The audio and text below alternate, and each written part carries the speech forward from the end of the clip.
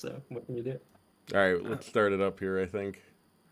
I think Forgy's still grabbing a coffee, but he can jump in when he's ready. Uh-oh. Yeah, well, I'm getting pinged. And I want to talk about Mage shit. Is it Tello?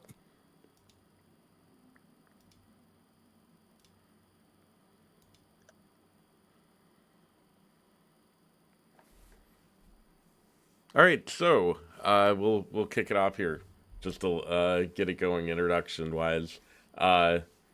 We have myself, Porum. I'm a theory crafter and arcane guide writer for Wowhead. I mostly am here for arcane stuff, but I have some shit to say about fire and frost. I have no freaking clue right now. It feels like a mystery to me. Uh, and then I will go around the circle, so I'm just going to go to the person above me here. Degen, if you want to introduce yourself. Hey, I'm Degen. I am a washed-up boomer who's no longer raiding, and I'm mostly here for the fire stuff. I love Minute Mage. I'm here for Frost. Me and Asuna both only repping Frost. Yes, sir. So yeah, Manather, and all I do is raid these days. I'm washed up, so raid and complain about Frost Mage on forums. It's kind of my job. My name is Asuna, but I also go by Billy. I'm just a mage streamer pretty much. I pretty much specialize in keys only, so that's what I usually go cover on. I mean, Temerity beat Rain and Oh God, Temerity. last year, so you know. Oh yeah. Did they? Wait, I do Temerity. You did, yeah, you did. My guild died, You killed Muggsy and Gallywix in the same week, Oh, which okay. was the week after we killed Muggsy, but it was before he raided then again. Oh, So. yeah, beat by the times. We've got a nice Frost Mage rivalry going on here. Yeah. Forgy, I haven't played Frost Mage and Raid, and sorry. No, you're fine. You're fine. Forgy, we're just getting started. If you want to introduce yourself. Awesome. Yeah, sure. Yeah. So if anyone doesn't know me, my name is Forgy. I'm a mage in the guild Pop Tart Coin Dog, also known as the Dratnos Guild. I play like mostly fire mage, but you know, if something else is good, like I'll play something else. Yeah, I've been rating a decently high level, like top 100 or whatever, since like Kata I'm up. So it's been a while. Yeah, that's the lowdown on me. I'll turn on my cam in a second. There you go. There we go. All right. Awesome. So, as we did last time, we're just gonna dive right into it. We'll get started with the class stuff because it's kind of the more broad, generalized topics. I think we need to do. Is there like the stream sharing thing? We probably should have set that up beforehand, huh? I just sent you guys an invite. Billy, I didn't see you on, so I didn't send it to you if you want to join. Yeah, no, I'm chilling. I'm just here live. Cool. Oh. There we go. All right, let me go back to the I sheet. am not blinking into planets. I am talking about Mage. All right, so first, I think the biggest topic here is probably mirror images and greater invisibility. No longer defensives. Mages are finally been, brought down a peg to the rest of the classes as far as defensives go. Is kind of what I think I've seen as a sentiment in the broader community. From my perspective, I think a lot of the alter time barrier stuff, especially, definitely counteracts that a little bit. I think. I still think we're pretty solid overall. I'm curious. I didn't get a chance to test, so I'm definitely curious from anyone who did, what your thoughts are on kind of mage defensive, the defense apocalypse. I mean, at least when I did keys, like, obviously Frost is OP because you get the double charge of like Ice Cold and double charge of Barrier. Like that was definitely insane. But I actually still think that Invis has crazy amount of uses in keys because it's essentially just a feign death, right? And there's a talent now that makes it so you can have a 1 minute Invis, and like Invis is still insane. Obviously images took a hit, but like I did think the barrier thing was kind of just like it counteracts the image I mean, it's great. lost. I do wish that, I mean, the half GCD is nice as well, but I wish Like instead of trying to make us invest more in our barriers, they did a little bit more passive defensive changes. I know that Oh like people yeah. say like defensive pruning and stuff, but then if you look at Warlock and they didn't lose any defensives, and we lose two, and yeah, barriers a little stronger, but it's also got a longer cooldown. It's not like Alter really got any better. I feel like it would have been nice to have what Flame Ward was, what I think we talked about last time, some type of variation on that with the passive defensiveness. Um, I will say, big fan of the new Frost talent with the double charges. Even though that's functionally what Cold Snap already was, it's just Cold Snap being a second button just made it awkward to actually use like in the moment you felt in danger. And I do really like that they added the fizz damage reduction to Ice Barrier for the talent. It's not like insane probably, but I always thought it was really thematic. And I don't know if you guys remember, but in Castle Nathria, you had like two major fizz bosses back to back with Sludge Fist and then Stone Legionnaires, and I really wanted to take the talent that made your ice barrier have like 200% increased armor. What was that? To like take no damage there. You Mhm. just couldn't because you're not taking that over Shimmer. So I'm glad that that like no longer competes. But yeah, defensives. I feel like Warlock's just gonna crush us still. Yeah, I couldn't Yeah, I agree feel like more. Go ahead, Forgy. Go ahead, Forky. I was gonna say also something that's really like very notable specifically with the two charge ice barrier that is different maybe from for rating compared to like M plusing is the fact that I think moving forward Blizzard is trying to do more of basically like not require your defensives to be like up all the time, or like having these like timeline reminder style fights. So having two charges even like every minute, right, is in and of itself like powerful, and it's because you just get two every minute. Whereas Cold Snap in the past was like, oh, okay, you get an extra charge, but it was like a 5 minute cooldown or something. Um, The benefit to that yeah, though is that it recharges concurrently, right? So you can technically right. have both of your ice barriers or ice blocks recharging at the same time. That doesn't happen anymore. So, but Yeah, that's fair. I think overall people will probably get more uses out of this than the latter, just because you really only got one cold snap a fight, right? Like it wasn't too many encounters where you got more than that. When they first started like announcing this defensive pruning, I was really on board with it because Mage does have a lot, um, and like at the high end to stay alive, you have to use it all effectively compared to like a Warlock where you can kind of just tank stuff, or even like a Shaman where I died, I can just onk or whatever. So like we had to be really proactive, and I thought we were going to see more of like those passive tanky classes kind of brought down to our level, or us brought up to theirs, but we haven't really seen that. So if you look at a fight like Dimensius, Mage is at the very bottom. We're destroying everyone on damage mitigated. Even on just like the limited data set from beta from this past week of testing, Mage is taking a lot more damage, and we don't have the tools to deal with it. And I was expecting either encounter design or like the balancing team to kind of flatten that out, but so far I haven't seen any movement on that. And the other thing is, defensive wise, barrier feels the worst to press, I think. Like from the the current version to beta, if you look at logs, people they press their block, they press their GI, they press their altar, and they're using that constantly. But people will do like 3 barriers a fight because they hate pressing it that much, or they don't like pressing it there that much. So it feels weird that we're leaning into that instead of something more reactive. We're still stuck in that like proactive niche, and don't have any really tool to fight back against that. Yeah, I also feel like with reducing our amount of options, right? They should really just buff our HP up to mirror what other classes have generally. So, like, for those who don't know, Mage and Priest have the lowest HP in the game, and Priest have Fortitude, so they can always buff their own. So, like, if you're in an M plus group and you don't have a Priest, you are the lowest HP class in the game. And I think a little bit of parity there between like Mage and Rogue would probably be fine. Maybe we don't need the HP that like a Warlock or Hunter has, right? But I think a little bump there would make a maybe not a mountain of difference, but it would definitely make shore up that gap a little bit. Yeah, I health think wise, sure.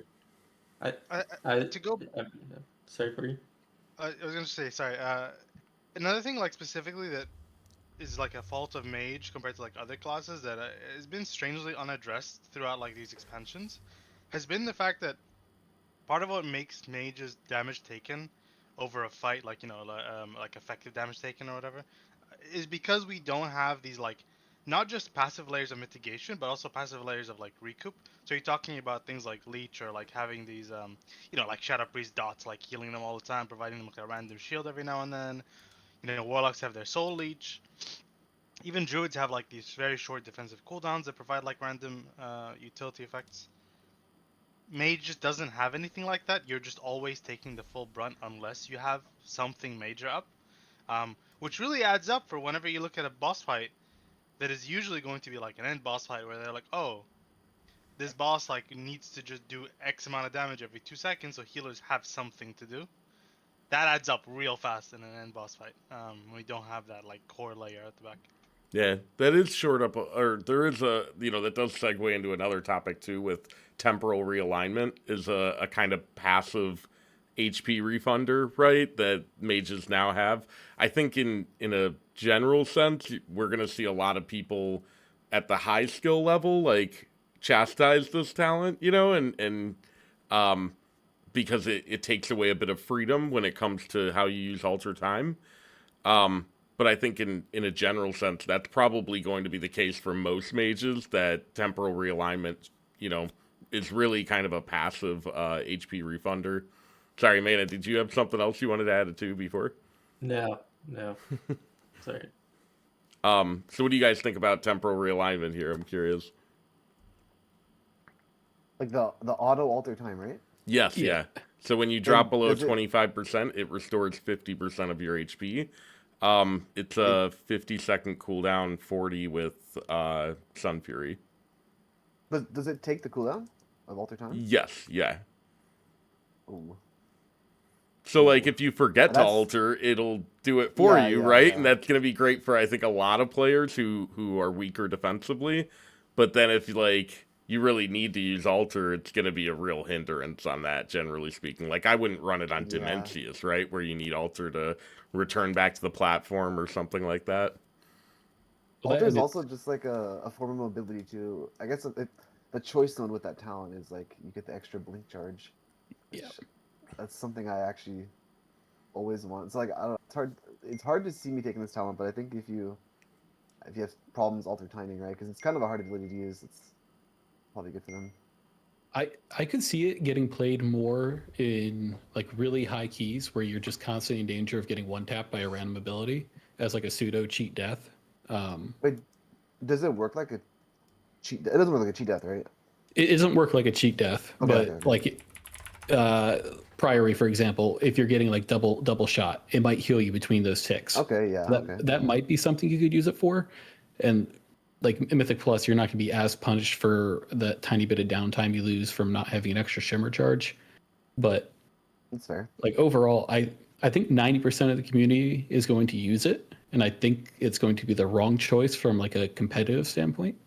I think Natty Alter is almost always better because you can get 100% heal or 99% heal off with that thing, right? But using your Natty Alter effectively is a large skill cap for most mages. And even at the higher end, you'll see a lot of mages using it really poorly.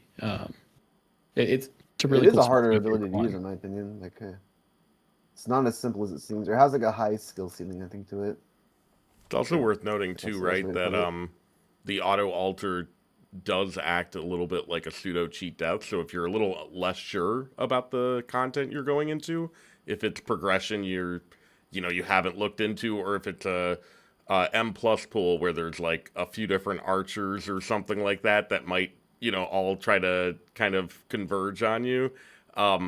It may be the case that temporal realignment does come in the clutch at times, right? Or And 100%. if they, we're kind of treating this like it's something where you literally never have to use alter. Like, yes, obviously it's best you just have alter on cooldown so that it actually can proc, but it doesn't stop you from actually using alter if you want to. The only downside is that you no longer get like the shimmer blink thing. So you can realistically take it, use alter as you normally would, or in situations you think you would, and then when it's up, and you haven't used Alter, it might just proc. And that can be really valuable too, even for, from a non-competitive standpoint where people might want to save it. Um, I think we keep talking about it like it means you just literally can't use Alter, but you still can. Yeah. So it's not as punishing as it might seem. But yeah, One in thing too, general, I'll say is sorry, I was just with like the removal no. of weak aura, it's like that targeted spells weak aura, like that thing is like solo carried me through like all my alter times, and Yep. with that, I mean, I assume that's gone. With that gone, yeah, I mean, alter time is going to be even more tough to use. So even I mean, I don't know. To be fair though, like you mentioned this thing about like, oh, you don't actually lose the ability to use Alter Time, but I really worry about the fact that it consumes the cooldown of Alter, because especially in like a raid fight, you can make this plan where you're assigning some kind of like rough idea of defensives, for different mechanics, and especially with the fact that like Alter has now become kind of like one of our major defensive cooldowns, with the loss of like GI and the mirror images. You can easily imagine you're like, okay, I'm gonna alter like this devour, and then something random happens that is pretty irrelevant that takes you down to like 24, 23, 20% HP, and boom, your altar is gone, and you're like, well, okay, I guess I'm dead next mechanic. Um, I don't know, like that seems like a very annoying kind of gameplay loop. A lot of existing like tanks, I mean, have these kind of mechanics, right? Like Blood DK has had these kind of mechanics for a long time, and they're notoriously pretty useless because your HP is just going down too much. Druid has actually this kind of mechanic as well, where they proc like The an frenzied enraged regen. regen, Yeah, yeah. right? Frenzied regen. And I mean, granted, look, we're not a tank, so our HP shouldn't be dipping that low. But certainly, like the higher level of gameplay you're looking at, and the harder a boss gets, the more likely it is to proc something useless that you don't want to proc it on, right? Like, you don't just want it to be gone randomly when you go to 20% if it's a controlled environment, where you can really plan things out. You know where it Yeah. will be really useful though? Think back to a fight like Kaiveza, where you don't actually die, but if you drop below 10%, the boss gives you. So in the case like that, cauterize, for example, is completely worthless. So this would be your cheat death to like protect you from that HP threshold. It's a very I guess, niche, but kind of yeah. fun. As long as you actually like, you get a window of time between the 10 and 25, because if you're gonna go to like 8%, I think the game just flags you as dead. Like even if you heal too Yeah, low. yeah. Well, it was But 50-50 whether it did or not. yeah. That's fair. But yeah. It just came down to server ticks, basically, in spell batching. Yeah. Yeah, I think it's an interesting talent. I think it's cool. I do wish that, to Mana's point, where I almost wish that it were separate, right? That it wasn't part of alter time and didn't trigger that cooldown, because then it would be definitely a lot more approachable. But as far as these kind of talents go, my understanding is that it's pretty potent as far as an auto proc heal. I mean, I remember being Mechanome throughout much of the last couple of expansions, and that 20% heal coming in the clutch occasionally on like Razagath and stuff like that. So yeah, Are you ready to be a Mechano again? Start of midnight? probably right. That's usually how it You haven't goes. simmed the arcane races yet. Wow. Are you even on top of things? No, I'm not at all. We've got like 4 or 5 months to go. Sims can take the time. Um, all right, so one of the other things I wanted to talk about too is the lower ice block, ice cold cooldown. I think that is worth pointing out as well when we talk about the defensive kind of rework here. We're getting, I think it's an additional 30 seconds of CDR there, just at a baseline on top of Frost getting the double charge thing. And then the other point was the defensive nodes in the hero trees are also completely different from what they were, right? So when we talk about defensives, there's not only the CDR there, but then Sun Fury has become like a defensive powerhouse, right? Time Twist, 10 seconds off alter time is in my opinion insane. It's already a really low cooldown defensive. To add another 10 to that is crazy. And then merely a setback is absolutely bonkers for Arcane. I think that's probably gonna be the thing that where Arcane still edges out Frost and Fire defensively, simply because of that talent alone. Go Go ahead, man. I definitely. No, I was just gonna say, I think out of everything, Spellslinger just got shafted. Yeah. Because it's bad. Like they not only they nerfed reactive barrier, and then the choice node it had with it for the extra damage. Not that it was super useful, but that doesn't even provide you. It used to provide you extra damage reduction, right? 5% and an extra damage. And sometimes people would take that in Mythic Plus, especially in like the shoot dungeons or whatever. And now it's just an extra mirror image, but mirror image doesn't really do anything. So it kind of feels like that needed to be reworked. I think the Frostfire one kind of survives a little bit, right? Imbued warding, you get the ice barrier for fire, fire barrier for frost, and that works. I believe it. Does that work with the improved barriers? It should. No, I'm not sure. I yeah. think the improved I don't think it barrier touched it. changes Anyway, based on spec. Yeah. yeah, so it's probably not a catch-all. But either way, still we do have a stronger barrier, so that inherently makes bead warding keep its same value. So I don't think that really lost much. Um, but yeah, obviously the Sun Fury ones seem insane. Yeah, compared. just like a complete 180 from the War Within, right? Where the Sun Fury Yeah, ones because they were were the just most such a gimmick. lackluster. Yeah, Yeah. yeah. So our block is now a 4-minute baseline. We have, what is it? A minute and Winter's a half of Protection, which reduces CDR. it. Yep. Yeah, Winter Protection is 60 seconds, and then the other node down at the bottom is 30 seconds. So you have 2.5-minute block or ice cold. That's pretty strong, but at the same time, is it strong enough? Because that has to make up for both MI and GI being gone. It's almost kind of the same coolness as on live though, because like shifting power kind of almost put that to the. If you Might actually be a little less. Points, yeah, I don't know how exactly, but it's like kind of roughly a similar cooldown. But I mean, I'm happy it's an option because there is a weird talent I saw in there that's like the hyperthermia talent, the 10-second reduced hyperthermia version. That was like a really weird talent to see. But I guess it's like some PvP thing. I don't know. Well, no, it's for frost, right? For when you Yeah. have double block to reduce the time Yeah, between them. yeah. I from guess 30 to blocking 20, twice in 20 which, seconds is crazy. yeah, you're never gonna do that, probably, but you have the Yeah. option now. So Yeah, I mean, that's it's completely useless for fire and frost. I don't. It shouldn't exist anyway, and hypothermia should be removed, especially. But yeah, whatever. So The only reason I can think that's Frostfire can't there complain. is so that Frost can't like cheese a tank mechanic, like go soak both back to back. I don't know. Yeah, but Yeah. It's very weird and outdated, but yeah, I think it's just one of those things where it's like there was some flavor back in vanilla, and they're just kicking it forward, right, and not really paying attention to why it actually is there or not, right? Because it's not really a huge rub point either. It's not like hypothermia existing really makes my life harder or easier in general, right? There's another talent too, like that mana confluence, which is mana cost are reduced by 5%. You can like almost justify this in PvP if you're really doing some mental gymnastics, right? But like from a PvE perspective, it's basically just a talent point tax for Arcane to get 1/3% DPS or something, or, nearly irrelevant.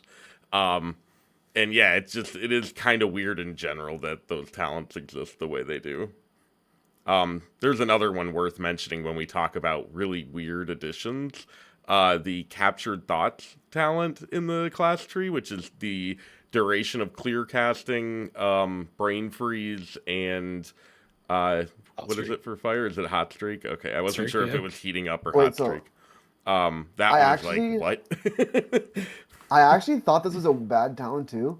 Like no joke. I thought this was a really bad talent. And then I did some keys and like sometimes your tank just like sits there and does nothing. And then it's like I was like, wait, hold on. Like I'm actually getting value out of this. Like like I thought it'd be dog shit too, right? But like it actually has some cases in like a pug key. But I think obviously Raid's like pretty much useless talent. Billy pro tip, like, just kick that tank. Yeah. I mean, I was like, wow, I'm actually getting value out of this. No, I was definitely thinking of fights like Iminar or Tindril where like you just barely had your procs fall off as you got back to the boss after a sequence, right? But yeah, I feel like even then it's like pretty hard to call it relevant, you know what I mean? I feel like what happened was we can get everything in our class tree. If there's something in the class tree, we can get it. Like the taxes are there because they needed fluff. That's pretty much it. They gave us extra talent points, and now they need to make us spend it somewhere. And we can already get everything we want, so let's just throw in these nothing burgers. I actually think I, Raid has a lot of extra talent points too, because like if oh you go yeah, talent into like Mirror's Image, Invis, Decurse, Spellsteal, which like most of the time are useless in Raid. Like you I actually just have a lot of points just to put into like literally like useless things kind of. There's a lot of for raiding at least. Like if you don't need Yeah. to So afford things, like it's pretty I good. just I also feel like the useless talent points are actually slightly more useful, just not universally, than the useless talent points we had before, right? Because we have had ones like, Frost Nova takes 80% more damage before it breaks, completely useless, True. or Frost Nova has 2 seconds increased duration, potentially useful, but not really. Like everyone's kind of clowning on, was it Brainstorm, the one with like plus 15 seconds to your procs? But I mean, if you think about it, there's probably gonna be a situation in Raid where you're gonna have downtime, maybe even in Mythic Plus, where if you're playing Arcane, you want to store up on your clear casting, you can just blast the 3 clear casting, and that 30 seconds will actually let you have it when you get out of the downtime. So yes, it's useless in like an immediate situation, but I feel like the most of the useless ones actually do have an actual use case, just not for everyone. The mana thing for you, tax talent point tax, hypothermia for Frost. So I'm not upset about them. Versus, with like some of the Dragonflight ones, I was just like, why does this exist? I don't think they know the math behind this. Yeah, yeah. But anyway. this There is. class tree I'm a lot happier to be going into an expansion with than either War Within or Dragonflight. Like I can get everything I want here. I might have to spend some silly points, but at least I'm not like having to pick 18 through point nodes to get to shifting power. Yeah, there are a couple where I feel like they could just tweak it a little bit to make it a little bit more impactful, like improved counter spell, the one that adds 1 more second of lockout. It's like I can't think of a situation where I would ever. GG. Yeah, yeah, but but still, it's just like they could make it 2 seconds, and then at least my brain starts to think, oh wow, that's a significant amount of time. Like it's just, I don't know, it just feels very. But you're not wrong. There is an application for it. It's just not universal, and that is far more interesting than the Dragonflight approach, where we just had like a bunch of useless shit. I totally agree. I think Uh, something that's very odd with some of these talents as well is that I mean I like this idea of these very niche utility points. It's for example like the counterspell one like looks pretty cool at the surface, the one that with the extra second lockout. My main concern is like especially with lockout, it's such a weird and archaic system when it comes to rating that I worry about having this talent on by default changing the behavior of some mechanic. Um, so like a great example of this would be the platforms on like Nexus King, right? If your mage kicks the very first cast of the ad in the middle, then the number of casts he does like relative to the beams changes, and then like the kick order you can do like becomes different. You can use one less kick guy, and like that's cool and all, but then you can imagine, like, we move on to next expansion, and you have the talent on by default. Maybe you get a disadvantageous lineup because of this 1 extra second, but you wouldn't even know to like check for that because you just have it on by default.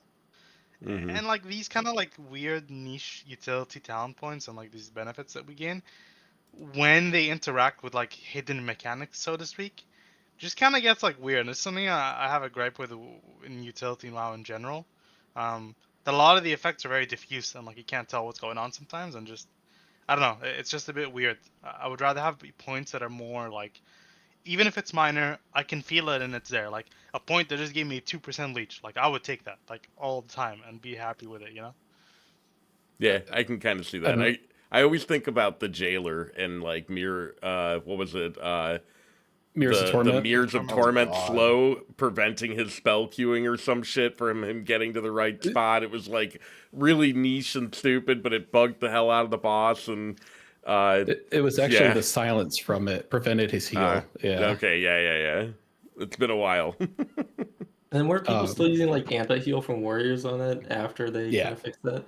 I don't know. That was kind of cool, honestly. Like realistically, you're going to have those classes in your raid, so like having anti-heal have a real purpose in raid. I don't know. I'm a kicker for some of the niche stuff. I liked like on Huntsman when we had to like polymorph the ads. I was a fan of that. I love So using poly.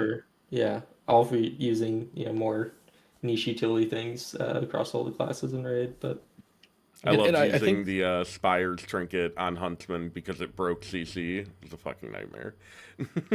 Was that the orb? I Yeah. think Yeah, the orbs, yeah.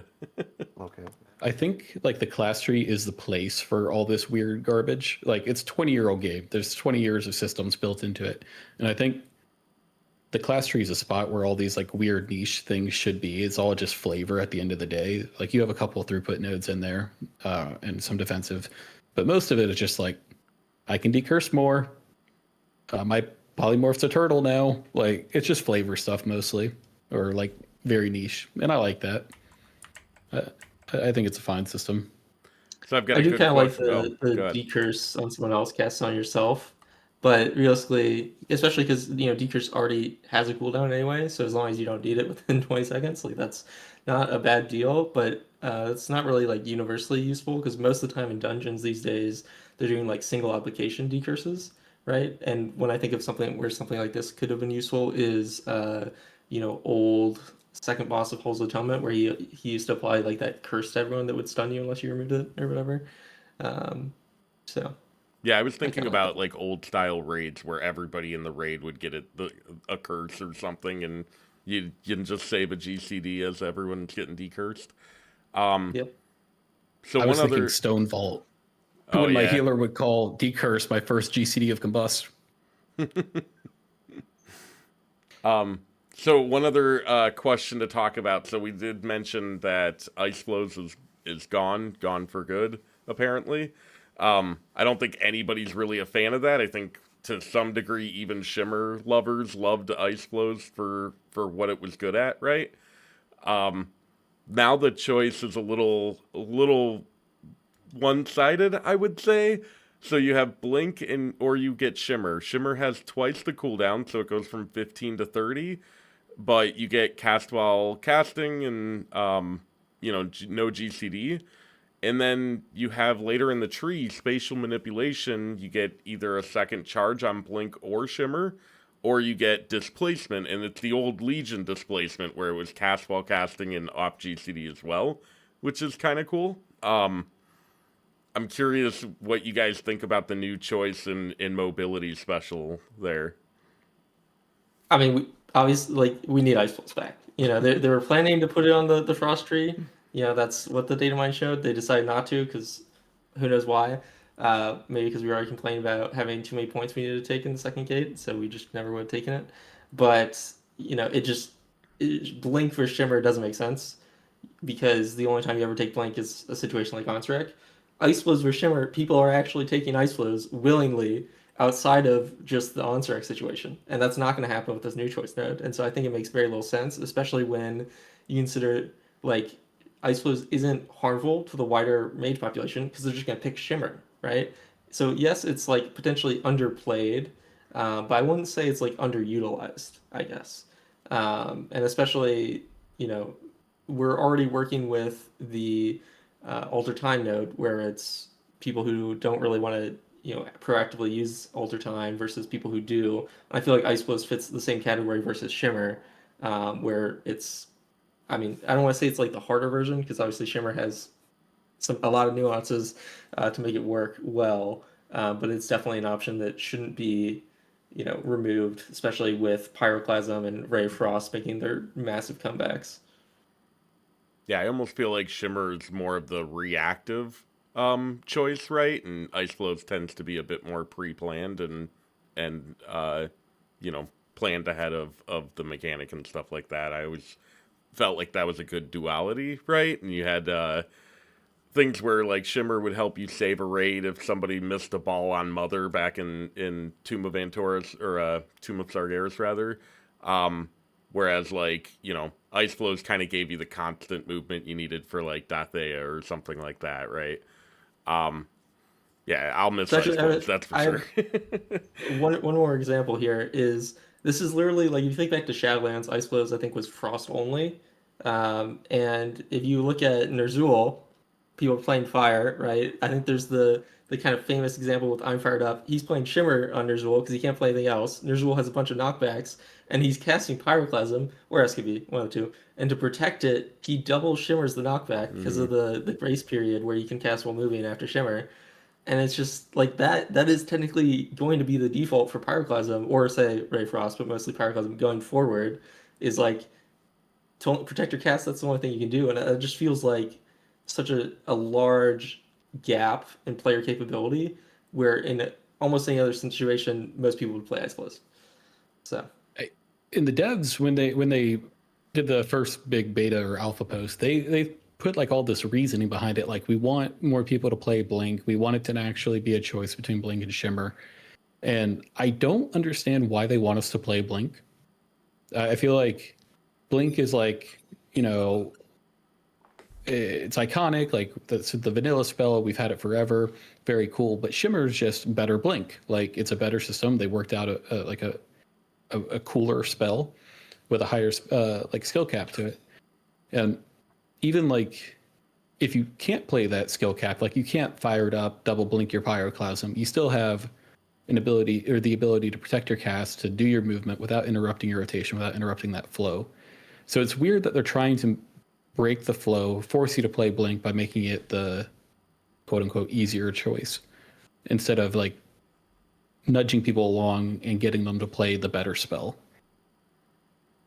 I will say, like, in defense of Blink a little bit, so keep in mind, like, when we're talking about the choice between Blink and Shimmer, at least for Fire, with the current design of how things are, PF is gone, Scorch is gone, obviously we'll talk about those later, but we have a lot less, basically, no on-demand movement, and so having, like, a Blink, which is an 18-second cooldown, compared to a Shimmer, which is, like, a 28-second cooldown, I believe, or maybe it's just a 30-second cooldown, that's gonna make a big difference when you're talking about like high mobility fights. Anytime you need to like get around a lot, if you're losing like more than one GCD every 30 seconds, then Blink seems like a pretty reasonable choice, I would say. Um, Especially because of the fact that reflection or displacement, whatever you want to call it, is based on just when you cast Blink. So then you're gonna get twice as many of those as well, right? So you do yeah, just get a lot more access to those, yeah. yep, you lose out on charge to do that. And I also like, do you That's fair. feel good doing that? Like, I feel like with ice flows, you're not hurt as much when you decide to, because you also get the benefits of Blink, but you also get ice flows. So whenever I play ice flows, yes, it's nice to have Blink available and whatnot, but I also feel good because I have ice flows. If I'm playing Shimmer and I'm like, damn, I literally just cannot blink enough. I have to go blink. That's gonna feel bad to me. Like that doesn't feel like an upside when I make that choice. It feels like I'm being kind of punished. Yeah, I mean, don't get me wrong. I love ice flows. Like I usually play ice flows more than I play Shimmer, like on live right now, right? When I can, it's just like I do think there's a bit of a like player psychology to be fair going on, where like you might not feel good about like being forced to take blink right now because you know what you lost. But like somebody who's new to the game or who's gonna be like starting to play Mage for the first time in a long time or something like that, and then does not experience like ice flows, when they have that choice of like, oh, I don't have enough shimmers, let me take blink, and then suddenly they can teleport around the map like twice as often, I think they would feel like, oh, okay, wow, like I get double the mobility in a way. Not, So obviously, like I said, I'm not fully like in favor of this, but I do see the merit or like what the vision they're trying to go for at least. My problem with Blink, and this is mostly coming from like a fire and somewhat arcane perspective, is all our damage happens in like these very finite windows. Like combustion is like 10 to 14 seconds. Surge is around what well, not surge. It's just touch now. So you got like that 20-second window. Like that, those are the damage windows we're trying to protect, and I don't think Blink assists in helping protect those damage windows where Shimmer does. So I might lose. I'm playing Shimmer. I might lose a GCD or two in my filler where I'm spamming Fireball, or I'm pressing Arcane Blast 60 times. I think that's an acceptable trade-off if I've protected my Pyroclasms, I've protected my Combust, and I got my damage off, and can move forward towards like the next vulnerability window of my Combustion or my Touch. See, I think the problem ultimately is that Blink doesn't have, and this really builds on what Mana said, right? Blink doesn't have any generally useful property to it, right? It's got a lower cooldown, but like most of the time, that's not something you really rub against as a mage. I think like it should do something special beyond just breaking roots and stuns, because that's like the specialist behavior, right? That we take Blink for. We need a reason to play it without those things as well. So like good one was Blink Barrier, right? That was a reason to play Blink that rewarded you defensively and was kind of generally useful in high key situations, for example, where it made Blink a bit more beyond what it is, and I think that could be a good counterbalance to Shimmer's. Let's face it, generally better mobility, right? Is really what you're getting with Shimmer. So, did any of you guys get to play raid testing this week? I did the first day. I got jobbed. I only did the first day. So my question is, they're doing this big mobility prune, and it's not just Mage. And historically, or at least in like the last couple expansions, the reason we've had so much of this micro movement, all these constant ground swirls and all that crap, is because it's the one mechanic that weak auras can't solve. Weak auras cannot move your character 2 yards to the right and step out of that swirl. So I feel like they've really upped how many of those were there because of the weak aura war, and now that they're pulling back the weak auras and the problem solvers, are they going to reduce the amount of ground crap we have to deal with? Because if so, like Shimmer again gains more points because there's less micro movement we have to deal with to begin with. For what I saw, that's not the case. For what I saw, there's not. some real ground moving out of vomit kind of bosses going on so far. So I wouldn't get your hopes up. We'll just be stutter stepping more probably. Yeah, I mean, I think this is going to come up again with Frost. Some of their like recent Frost design decisions I don't think make sense in the wake of like them removing add-ons and kind of their stated goal behind it and how Midnight's starting off of. But yeah, so I feel like maybe we'll see like in the first patch, kind of the wake of this. But I still don't think they've realized that how much of their design intention is the problem versus how much is the capabilities in the player's hands. So. I think that's a good We'll see time. how the Boomkins react to this release this patch. I think that's a good time, honestly, to transition to Frost. Mana, why don't you introduce us to Freezing Wounds and the new Frost Mage design? Okay. I mean, do I need to summarize the new Frost Mage design? Okay, assume anyone that's watching a podcast of 5 people talk about it knows what it is. Okay, it's literally just festering wounds, but frozen and with some less quality of life. Personally, I never really like Unholy Decay. Festering wounds was always really annoying because you had to spam your festering strike and then you ran out of resources and then it was like, oh, I can't play anymore. And I think that's definitely a lot easier as Frost. Like the application of freezing is really easy to do, generally speaking. It's the consistency that you're concerned about to some extent. But then it doesn't have some of the quality of life. Like Festering Wounds just explodes when the target dies because that's kind of its main mechanic. And our freezing doesn't shatter when the target dies. Then it would be a 1-to-1 copy with Festering Wounds, but that would also be kind of nice because currently you just lose all the freezing when they die. But yeah, and the other thing is that while they were definitely leaning into the new design and alpha, they've kind of gone into beta with the expectation of, oh yeah, we actually don't want this to do any damage. So it's just completely and utterly trash. Like they said they wanted to focus on it being better, like 3 target, make your spells more impactful, generally your base spells more impactful, which is good. No one's playing Glacial Spike, hitting their 1,300% spell power button and saying, wow, that felt like it did nothing, right? And Flurry definitely feels like it's just owning way more than it really ever has. But that comes at the downside is that they took all the damage from Shatter to do that, and then it's just not worth using Shatter. So even on 3 target, like trying to enable your Shatter, because the way it works, right? You Ice Lance, you have a talent, consumes freezing from up to 3 enemies, about 4 stacks. When you have Fears of Frost, historically that just makes Ice Lance auto Shatter. Kind of does the same thing, except here it actually requires a freezing stack in order to do it, which is kind of weird because it's not like you don't have just this proc that you can then send like you have always had before. It's you have this proc and then you check that your primary target has a debuff You check that 2 other people have a debuff, and then you can use it, which is not great, right? We're looking at trying to reduce the things that are being tracked, and I don't think that's really been successful. So I think one of my favorite yeah, things but about tracking debuffs too is the way the UI works now. When you change targets, there's a little delay before your buffs and tracking update in the CD manager. So just a little extra punch in the gut there for not having weak auras anymore. yeah, and for whatever reason, they have like the duration highlighted inside the box rather than the stacks. I don't know if you can change that with the add-ons yet, but you're gonna need to be able to because I just like 20 times the size of my debuff so I can actually see the stack number because the duration actually covers the stack number, hmm so you just can't see the stacks. And when you're working with something that actually you need to know the stack number, it's just annoying. Anyway, so what I'm trying to get at there is that Fingers of Frost is much more powerful in AoE because it doesn't consume but still shatters multiple targets.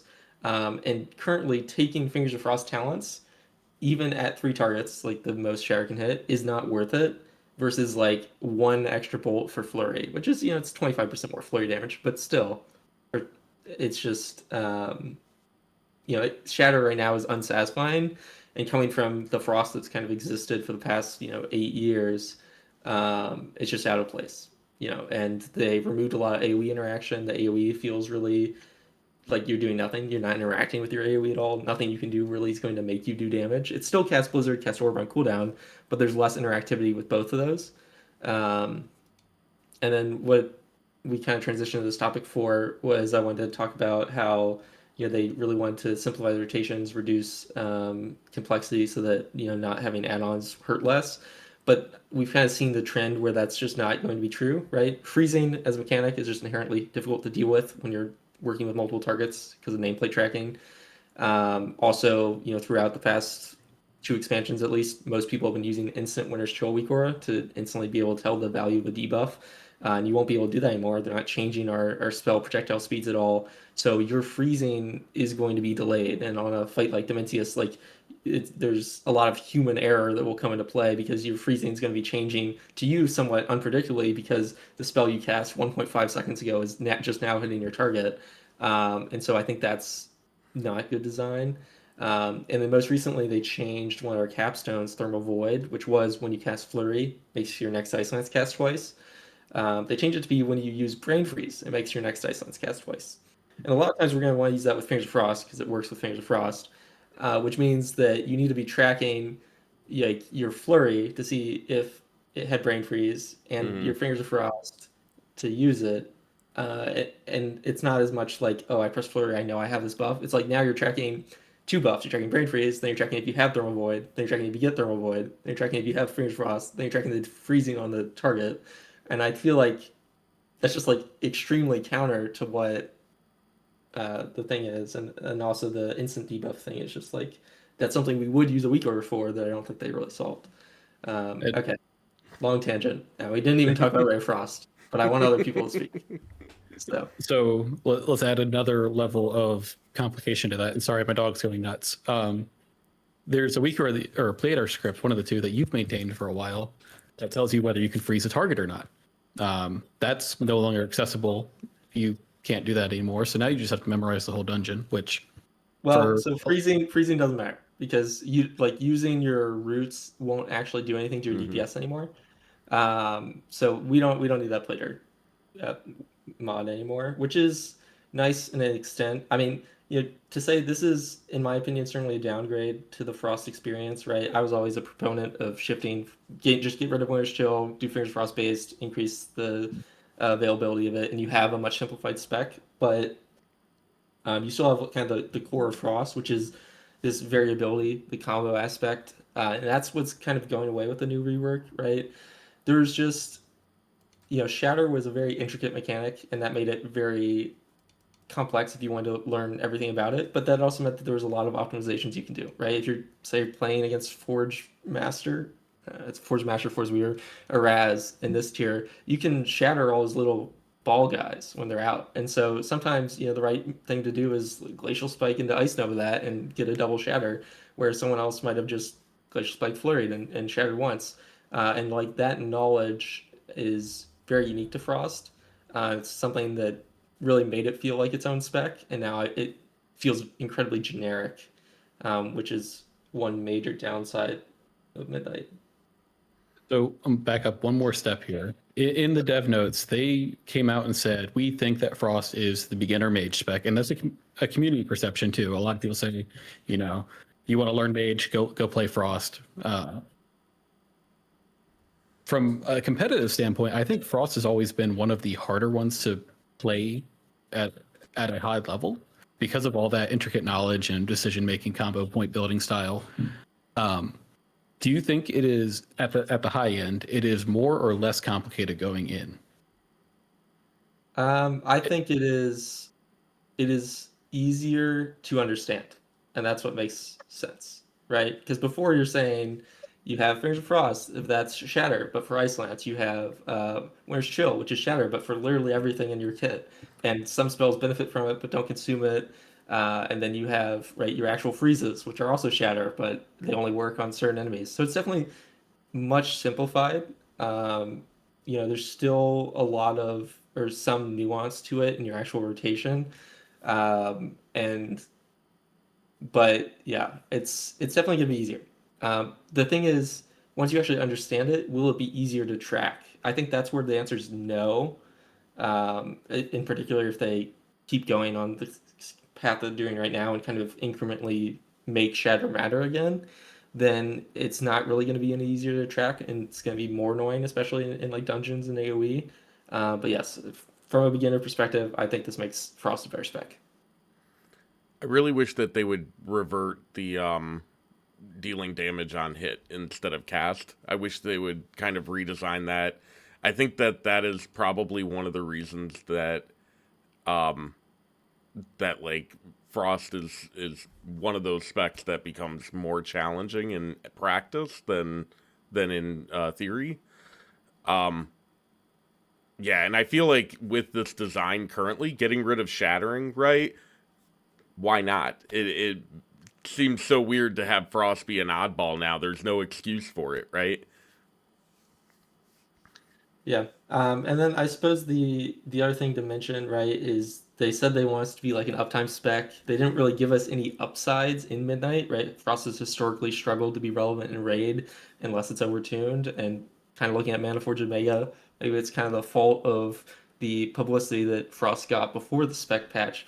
But, it was looking well tuned, got a nerf, right? Now it's just behind. And it didn't even receive a buff, still hasn't received a buff in Mana Forge Omega when it honestly really could use one. And they want it to be a consistent profile spec, but they haven't really shown a willingness to let it be tuned to the level the consistent profile spec needs to be tuned. And that, given the fact that it's niche, not that really Fire and Arcane have valuable niches anymore because they mega nerfed Resonance. And for Fire, its execute's still looking like it might be there actually.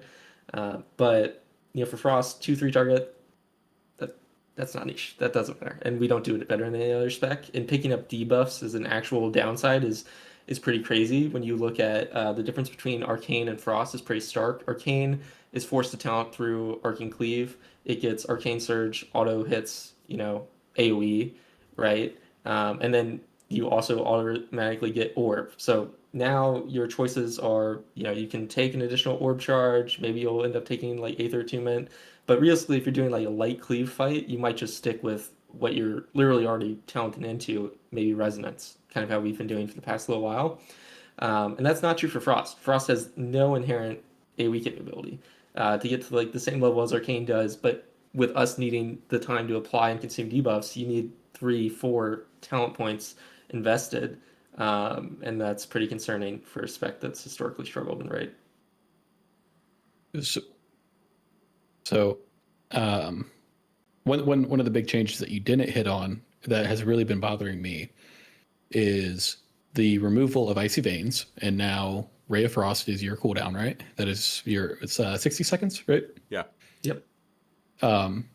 So now Frost is quote unquote a minute spec.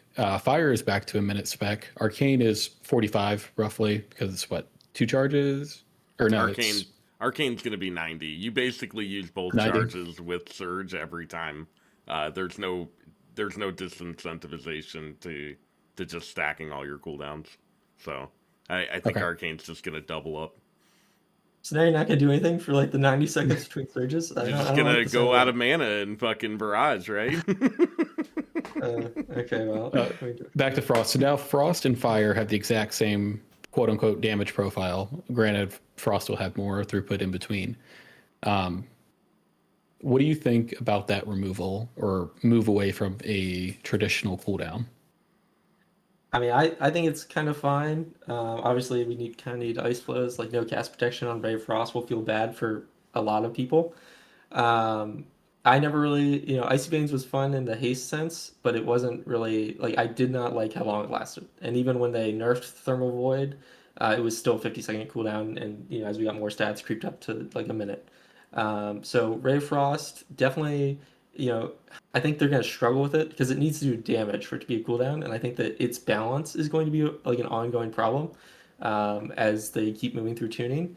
And it does give a small amount of spell power. I mean, you get like 16% spell power after you cast it, but more importantly, you get a bunch of freezing. You get access to Comet Storm, so it's still a high point in your rotation, and it has more direct impacts on your rotation than just immediately casting Icy Veins did. Especially if you take Glaciate or you take the double Finished Frost, you won't.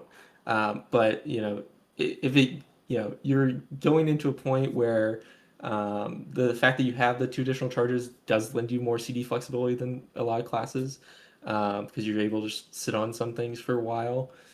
Currently, it's not really looking like we want to cast them back to back and hold for 2 minutes, but that might change. Spellslinger especially because it has the double splinter value.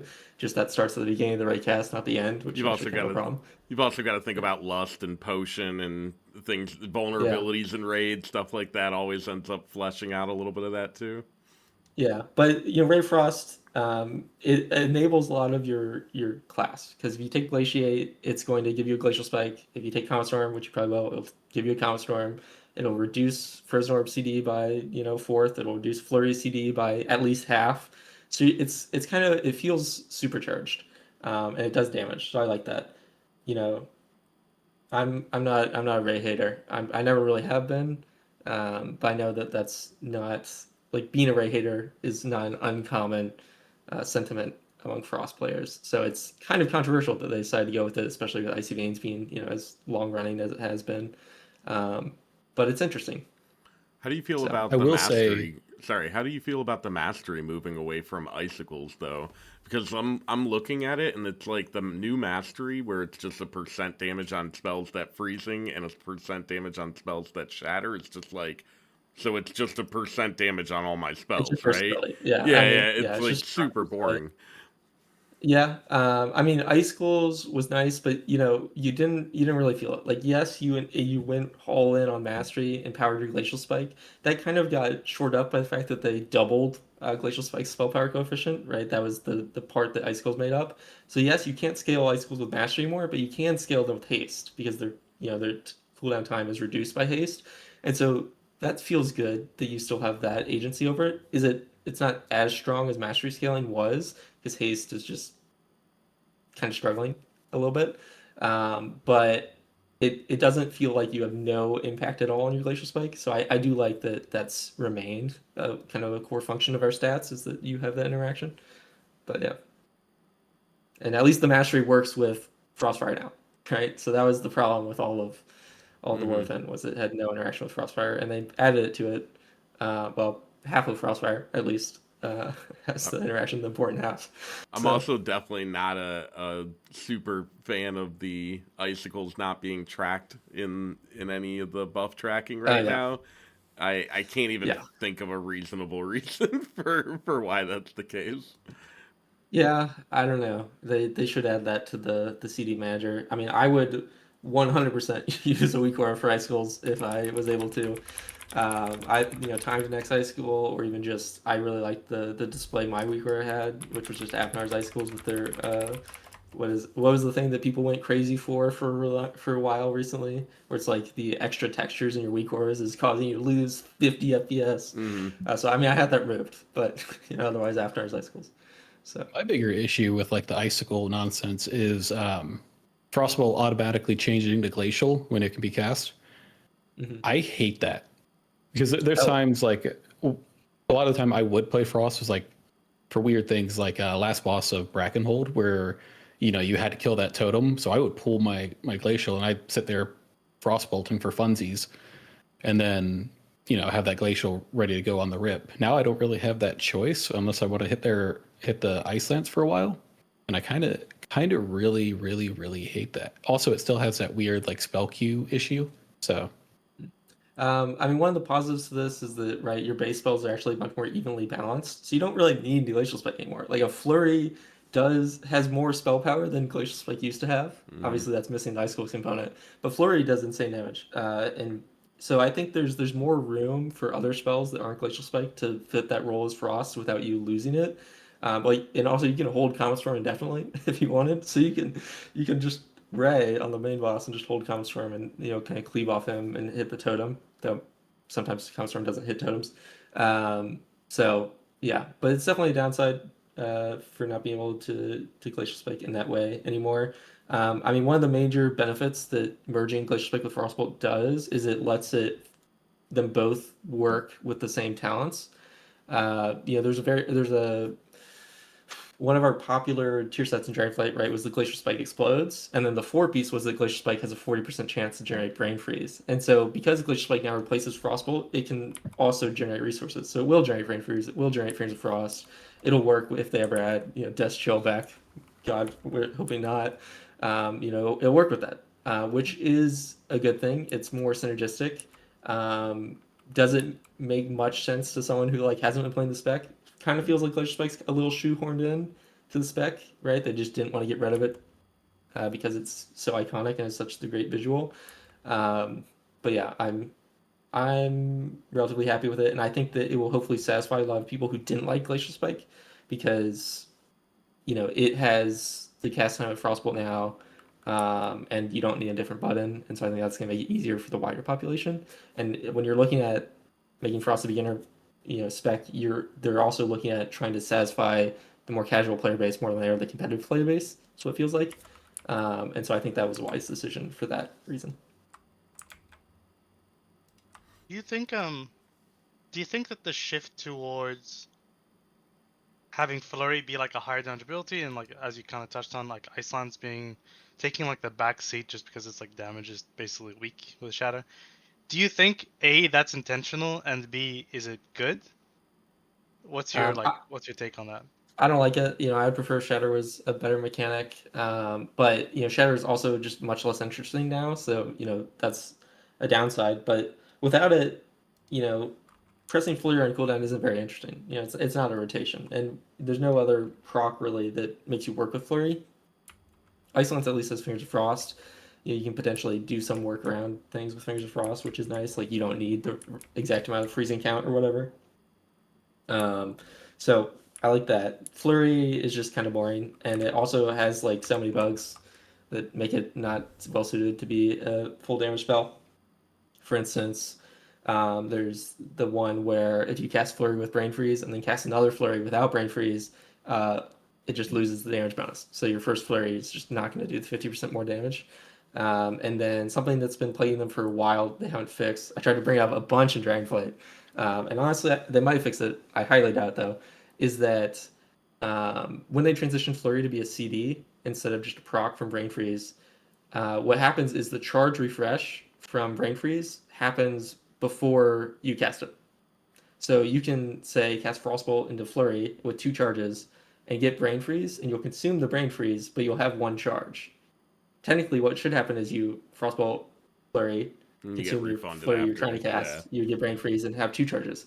And that will happen, but only if you already had Brain Freeze, if that makes sense. So like the charge refund is delayed when you have Brain Freeze and not when you don't have Brain Freeze. And so that means that you're going to lose charges that you otherwise should have gotten, and it makes it also harder for you to like justify holding your Flurry if you ever have it, because that there's a high potential that even if you have only 1 Flurry charge, you're still going to waste CDR by trying to queue it after like a Frostbolt or something. Though queuing it isn't necessary anymore. But yeah, I mean, 2-target Flurry is useful. It's nice, looks cool, but functionally, it's not very exciting.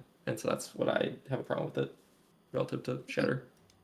There's a lot of really weird spell efficient or spell coefficient modifiers in Frost, like Form and Blizzard do insane damage for no reason. Well, so they just Like- panicked. Like they panicked recently because Yeah. they did.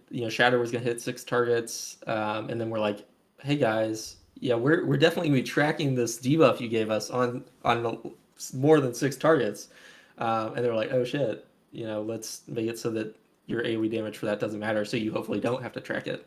So that's why they reduced it to 3 target, but that doesn't really change the problem. That this problem it's only ignorable if Shatter doesn't do like any damage, and even now it's still going to be a function of your DPS. It's just you feel worse as a player because your rotation matters less, and your main spec ability or main spec interaction matters less. So yeah, it's also a very weird imbalance because Spellslinger has orb so much more often than Frostfire does. So it's kind of a tight line to walk, I guess, when they're working with Frozen Orb. And it's just really weird that both Blizzard and Frozen Orb also still exist because they don't do anything to each other. And Blizzard does literally nothing else aside from applying freezing, which Frozen Orb also applies freezing. So it feels like they kept Frozen Orb just so they could not have to rework the Spellfrost teachings node in Spellslinger. I mean, I would Billy, prefer they kept Frozen Orb, get rid of Blizzard, but yeah. Billy, you've been playing Frost and Keys, right, on beta? How's like the Yeah. AoE of that been feeling? It's really weird. It feels like there's like 2 spells that are just like completely overtuned, which is like Glacial Spike and Blizzard. These spells just felt crazy overtuned. Like I think Flash Freeze Burn is like the new talent, right? Where Glacial Spike just like cleaves a bunch of damage. Yep, That's like 50% overtuned. damage. That's It like also crazy increases the overtuned. damage of it by like 25%, and it Yeah, does work with both Glacial Spikes. Yeah, that's crazy strong, and like Blizzard, like these 2 like are the only abilities I feel like they actually do anything. So there's like a weird dynamic where like I don't know, like if I didn't have Glacial, it just felt like nothing was going on. But like I don't know. I will say the coolest change I liked about Frost though is like your orb follows your target now. It does require a target to cast now, where you can't, before you just like throw it out without a target, doesn't matter. But Follows your we target, which did is get pretty that, cool but now. then Frozen Orb lost everything. Like, so Yeah, Frozen I mean, no Orb CDR. currently in Dragonflight, where it has a CDR interaction with Blizzard, but it also gives you Fingers of Frost when it hits a target, and it has a chance to continue giving you Fingers of Frost for every tick that it does.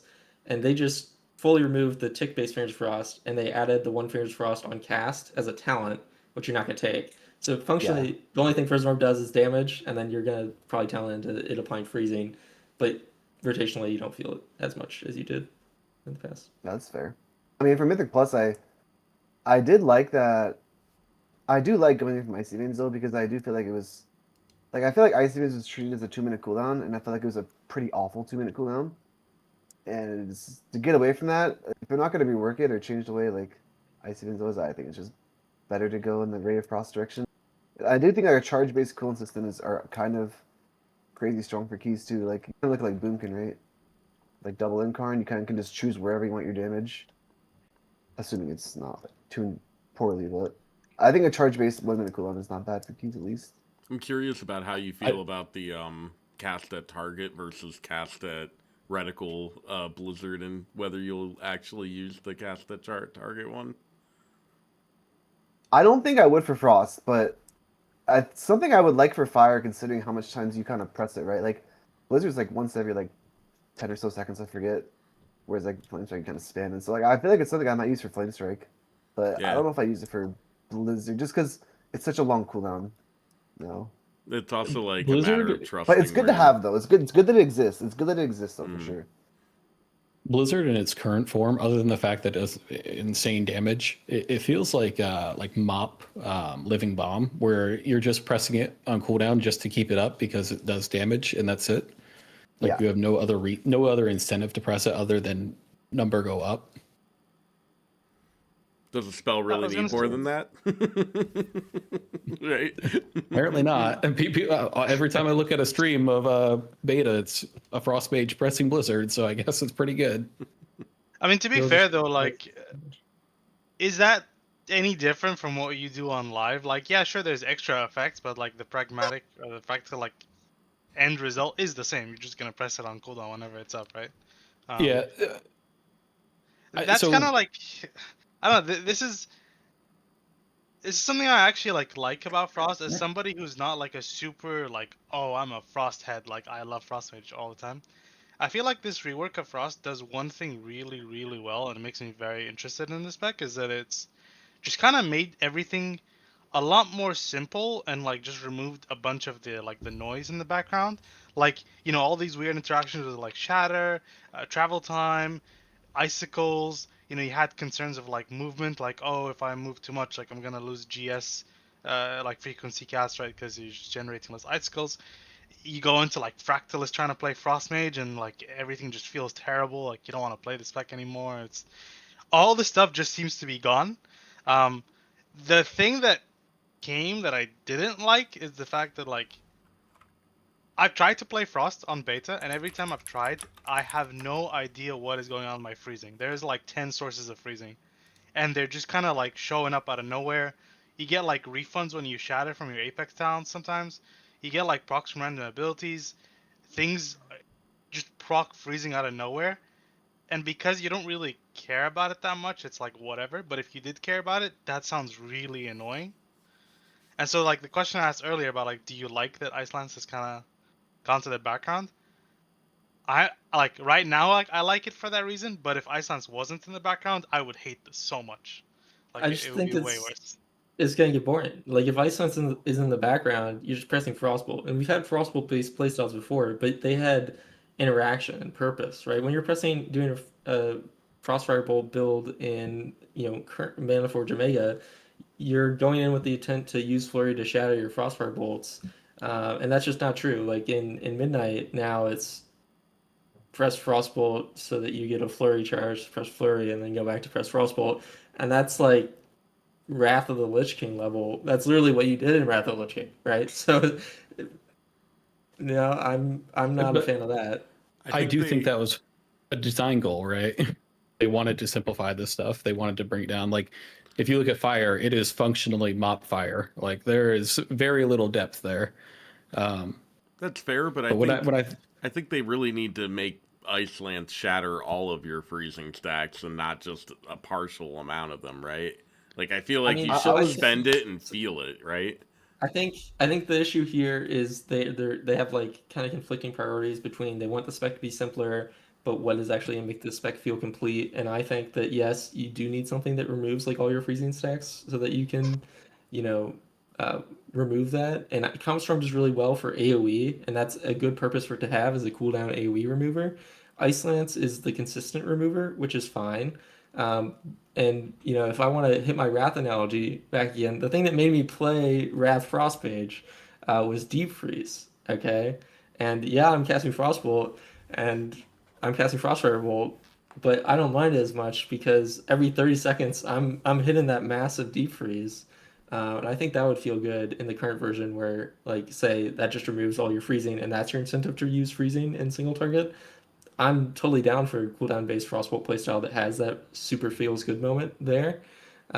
But you know, and the other thing is like, I mean, Norner's in the chat talking about how the 20 max stacks is limiting, but like if they increase the stacks, it just feels like it's getting out of control so fast, right? No one wants to work with like freezing max 50, Ice Lance consumes 12, and you need like even 4 with 20 is a little ridiculous. And they are going way too hard on the freezing, random source of freezing, like for Spellslinger especially.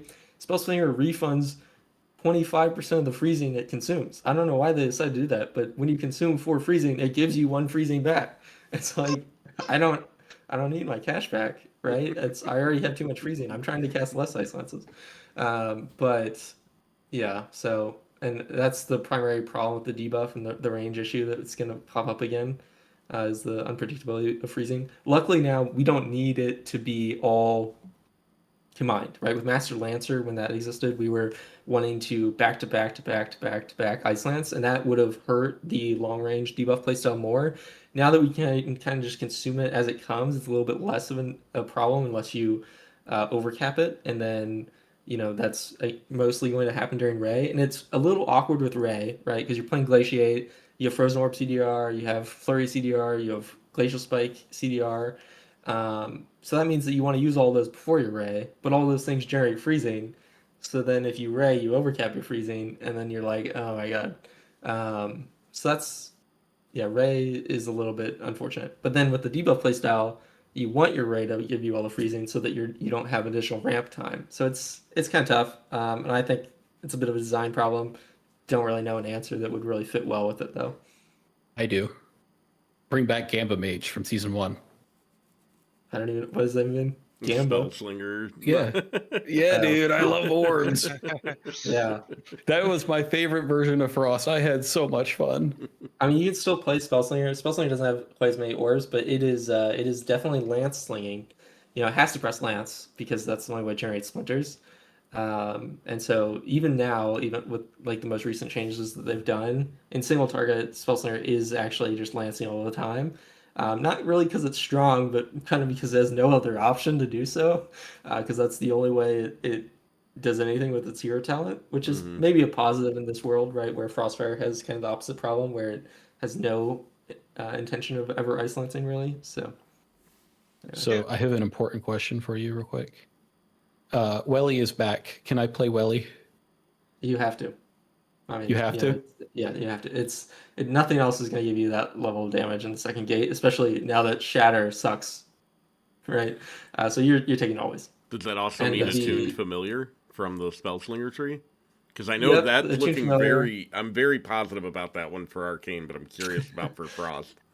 Okay. Well, what does it do for Arcane? For Arcane, it's a Oh, for chance the on the Arcane Familiar Arcane one? Familiar to launch a Splinter, Okay, yeah, that and makes it's sense. like pretty high chance. And the Arcane Familiar, you get Energized Familiar during your CDs, and it kind of pops off, you know what I mean? So, Yeah, we have much less sources of brain freeze in Midnight than we did before. And in general, in Midnight, we have a lot more access to, say, natural flurry cooldown reduction. So the alternative option to Attune Familiar, right, which is where your Water Bolt has a 50% chance to give you a Splinter, is when you get brain freeze, you like generate 2 Splinters. And that is not like significantly worse, but it is like 1% worse than Attune Familiar so far.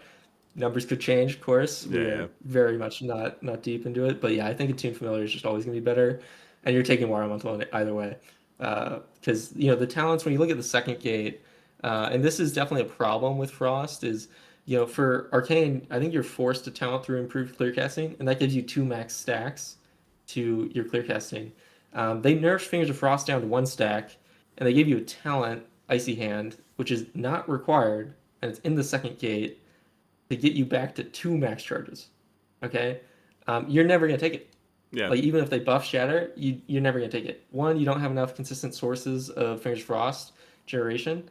You're like in an AOE sim for 5 minutes, you're generating nine Fingers Frost.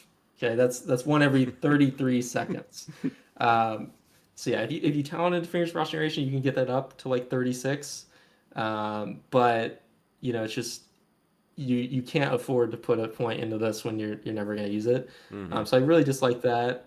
In terms of like bigger problems, I think that less or us not having inherent AoE capabilities is a larger problem probably.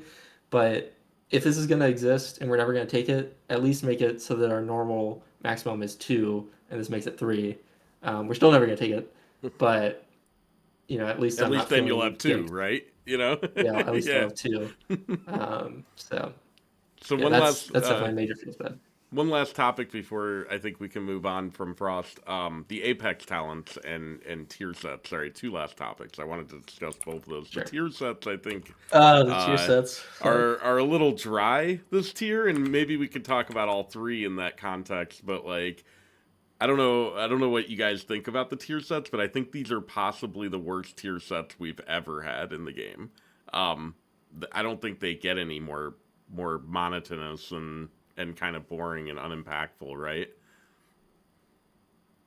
I think you can do simple and make it exciting, and they didn't do that. They've done that in the past. I think there's a couple of Warlock ones actually that I liked in like the season 1's sets. And yeah, this is utter garbage. Especially since we're still tying on the Frost discussion. The 4 set is your Fingers of Frost increases shatter damage by 10%. quite a lot of tunings happened since that came out. And again, 9 Fingers of Frost in 5 minutes of AoE, that would give you, in terms of shatter damage, less damage than one Frostfire Bolt. So it's like, we probably need to rebalance that force set a little bit. The two set, in a sense, for Frost, it's boring, but it's still solid enough because it empowers Glacial Spike. And like Asuna said, Flash Freeze Burn, the AoE Glacial Spike damage is just one of the pillars of your AoE rotation right now. Not really rotation because you can't really control it or do anything to affect it, but it feels very good. So empowering Glacial Spike feels good in that sense. But yeah, the other ones, are getting boring. So if someone wants to talk about Fire and Arcane, Yeah, I think I mean, Fire's the only one I think worth talking about. Honestly, out of the three of them, the 4-piece actually does something, right? Reduces your Fire Blast cooldown, whereas Arcane, you're not going to feel the critical strike damage. That's a number on the screen buried underneath 1,000 other numbers, and you'll look in your DPS later and be like, oh, wow, I crit this barrage for X amount, and take a screenshot of it, post it in the Mage Discord, and feel a little better about yourself, right? Oh, no, the fire one is, if you look in our talent tree, there's a talent called From the Ashes. And if you remove direct damage and replace that with Pyroblast and Flame Strike, you now have our tier set. So it's really fucking boring, but it does do things. Yeah, this is like an issue as well. Just there's so many sources of like Fire Blast cooldown reduction, especially as Sun Fury. That the tier set does also just get lost in that space. So it's just like, okay, it's another source of these, and it's just like, okay, more IB, like great. We'll talk Yeah. about that, but that can also kind of be a detriment a little bit. For sure. I just want to say, like, for Frost real fast, I think that the Apex Downs for me was actually something that I wish they redid with Frost, specifically to have something to make use of freezing. Because I think you mentioned Porum like about making Ice Lance like shatter all the freezings or like remove all the freezings on. I actually hope they don't do that, just because of the fact that, like, from a perspective, like, I want to play the most fluid spec in raid, having the ability to, like, oh, I have 4 Ice Lances I can cast on the move here at any given moment if I'm not utilizing them, is so nice for like a spec's viability. But I would be really interested to see something like, I think it's one of the Warlock trees where, like, when you like your Wither like stacks up, and then it can reach a certain number of stacks, and then like it basically self depletes and like explodes them as they go. It'd be really cool if like Ray of Frost had something like that, or like when you cast Ray or you summon these Hands of Frosts, they just have a chance to like auto consume some freezings. It might kill Ice Lance a little bit more, which, if you're an Ice Lance enjoyer, that might be not great, but yeah, I don't know. The Apex sound for this one specifically felt very weird for me. I So feel like Frost- that gives you more of the unpredictability that you were talking about earlier, where you're like, oh, my freezing just randomly changing out my control, and I think, you need a level of control of it that would kind of further make it just like I just imagine someone has a GIF, you're just sitting there watching your freezing, and you're not doing anything. It's like changing, it's going up by 5, down by 6, right? And you're like, what is happening? So If I it's don't think only that. after Ray, though, Yeah. I feel like Yeah. that would be not as bad, right? Like, it's like, oh, for 5 seconds after you Ray of Frost, you have a chance to like blah blah blah blah. I think Yeah. That's like a bit more controlled. one of And the then issues I have Frost? with this Apex talent, though, in particular, is that the Hands of Frost that spawn, they go to the target and then stop. And so if you have your boss and then you've got a bunch of bullshit ads behind it that you want to pat on, you're actually incentivized to ray one of the far ads to try and get the hands through the boss. And does it? Does it? I think it's target based. I don't think it does it to the people it passes through. it I'm not sure, it says it because I've only hit dummies that aren't staying on top of each other. So it I applies could be wrong. freezing on contact, is what it says. Yeah, At but I least thought in it was the just to the specific target. 'Cause Yeah, the way I think does it's say just I'll the. have your to target. double check, but I thought it was hitting yeah. shit through it. Yeah. Well, I so, will say that sorry, Norner had a Frost question. has my. Norner, so it goes to the target. Okay, yeah. So he says it applies freezing only to the target that triggered it. So I think we can trust Okay. him. All right. on All this, right. Cool. Probably. That's better Yeah, at least. Frost- Yeah. Frost is my favorite Apex talent because it's the only thing that changes your gameplay or has a visual effect. Like when you channel Ray and you got the 4 hands going at the target, that looks sick. We're not quite at like Jaina Frost level, but it definitely makes Frost Ray look a lot less shit. And obviously the two Ray charges are kind of maybe the only thing Frost has going for it in Raid at the moment. So, we'll see how that works out. But yeah, Yeah, the two. from an Apex talent, I think it's much better than say two charges of Touch of Magi that then make you only use Touch of the Magi around Surge. So Yeah, I'm not looking forward to that one. time to transition to Arcane then. Yeah. So I can introduce Arcane a little bit. Basically, they got rid of a ton of modifiers for Barrage. They simplified that transaction a little bit. However, they expanded Arcane Harmony, and now a bunch of other shit procs it, kind of similar to Freezing, except it's a buff on you, so it's a little bit less of a burden to track and understand. Which is a definite win in that regard.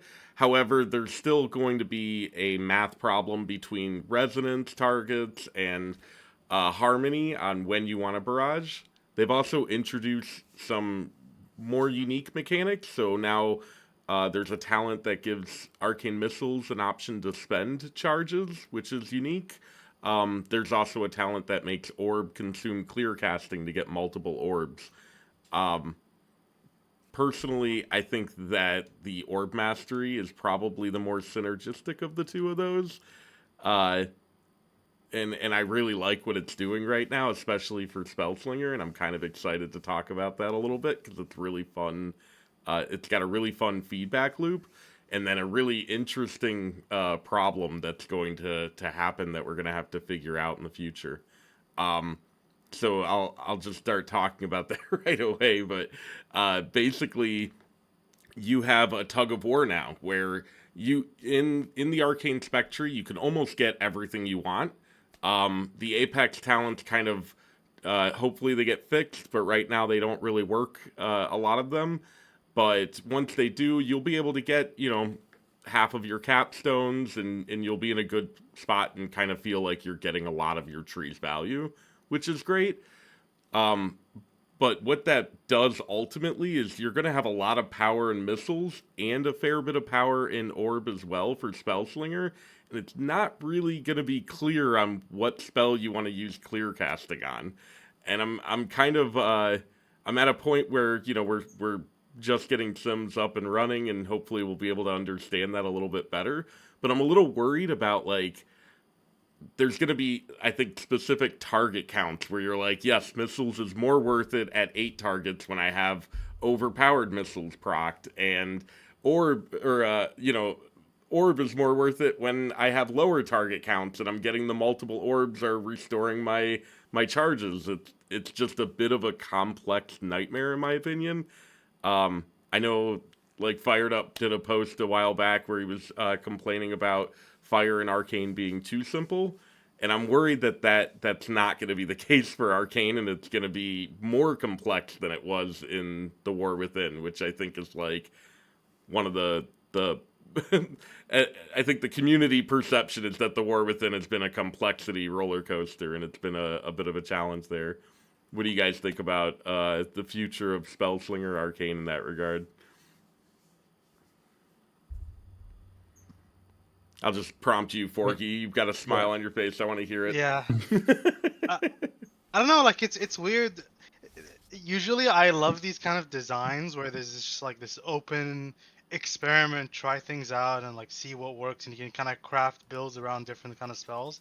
I usually really love those kind of like talent tree designs, right? Especially to tailor it to like whatever is good on a specific fight, if there's like niches available to them. But whenever I was playing this spec on beta and alpha, I really felt, and maybe this was my own fault, but I really felt like this lack of identity that drove a specific thing like, oh, I really want to play around this because I spec this, or I really want to play around, like, oh, if I want to take this talent down here, like I'd want to take that one over there. Like, there's semblances of that, especially like when you look at like oh, like if I want to dump more charges, like maybe I'll spec into like high voltage, and like you have impetus giving you extra charges and all this stuff, and like maybe barrage or some orb barrage. But there just seems to be so much choice And oftentimes, especially with like charge gen, you only really need like 1 or 2 of those at most because of how much charge. It just felt really odd to me. And like I said, maybe it's just my own fault for like not, not having that click eureka moment where like something really like just felt smooth. But I just wish there was a bit more direction. I will say I actually have not played the Orb Mastery Spellslinger thing you described, so maybe that's like the answer to my prayers. It's a lot of Um, fun. Honestly, I really like Orb yeah. Mastery, and it's not super complicated in how it works or anything. It just fires off 3 quick orbs in quick succession. They just it's got a bit of that Spellfrost teachings, the old Spellfrost teachings vibe to it, where you're just like slinging out spells, and it actually kind of fits the theme of the hero spec. What do you think, Mana? Do you like the what do you think about the new Arcane Mage? I'm not super interested in the orb clear casting thing. I know a lot of people are. I'm more interested in like the missiles consuming charges, but I don't think that's really nearly as competitive. I do think that Spellslinger's looking like it has less satisfying complexity. Like right now you have to monitor a few buffs to see when you want a barrage in Mana Forge Omega. I think that feels good, and I think that the complexity that Spellslinger Arcane might have around when to barrage, what talents to take, is going to feel less fun in Midnight.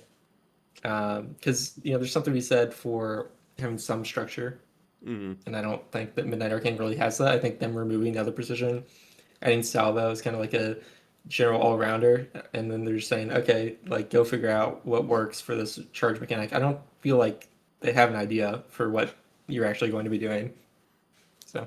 I kind of agree. I actually, I fully agree with that. I think they kind of put the pieces together and we're like, all right, we'll let the players figure out the rest of it. This is fuck it, right? To be fair, I um, feel like they do that all the time with Arcane. They're like, they're like, we don't really know how this is gonna end up, but I think they're gonna figure something out.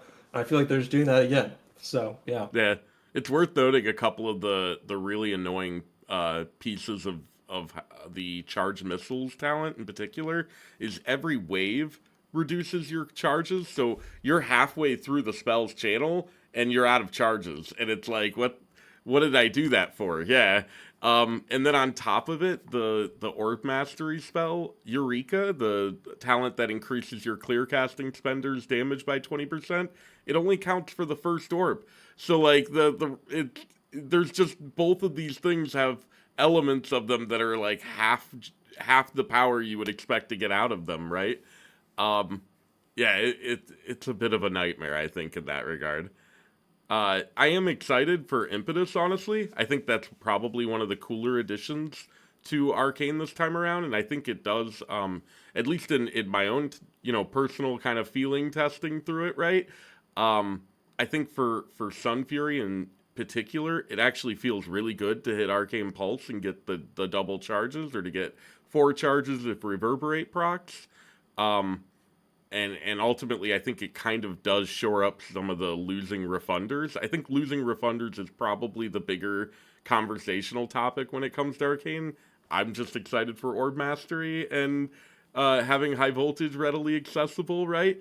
But I think Incandescence losing 4 charges, losing out on Intuition, I think is crazy from my case, because I feel like Intuition was such a success point for Arcane over the War Within. How do you feel about that, Degen? Do you feel like Intuition was worth getting rid of, or do you think we should have fought for it?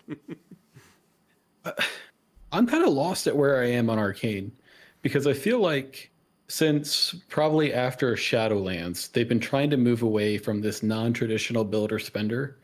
Because like Shadowlands, it was all about harmony, building up that one big barrage that just create and destroyed everything. And then Dragonflight is when we first got, I think, Orb Barrage, like halfway through, Mhm. and that's when we started trying to spend our charges more instead of just sitting at 4. And they're like, oh, people like this.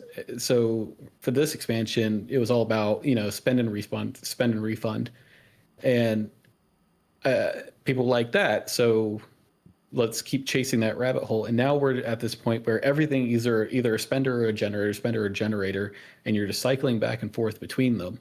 And I think it's somewhat cool, like being able to modify your missiles to like consume or whatever.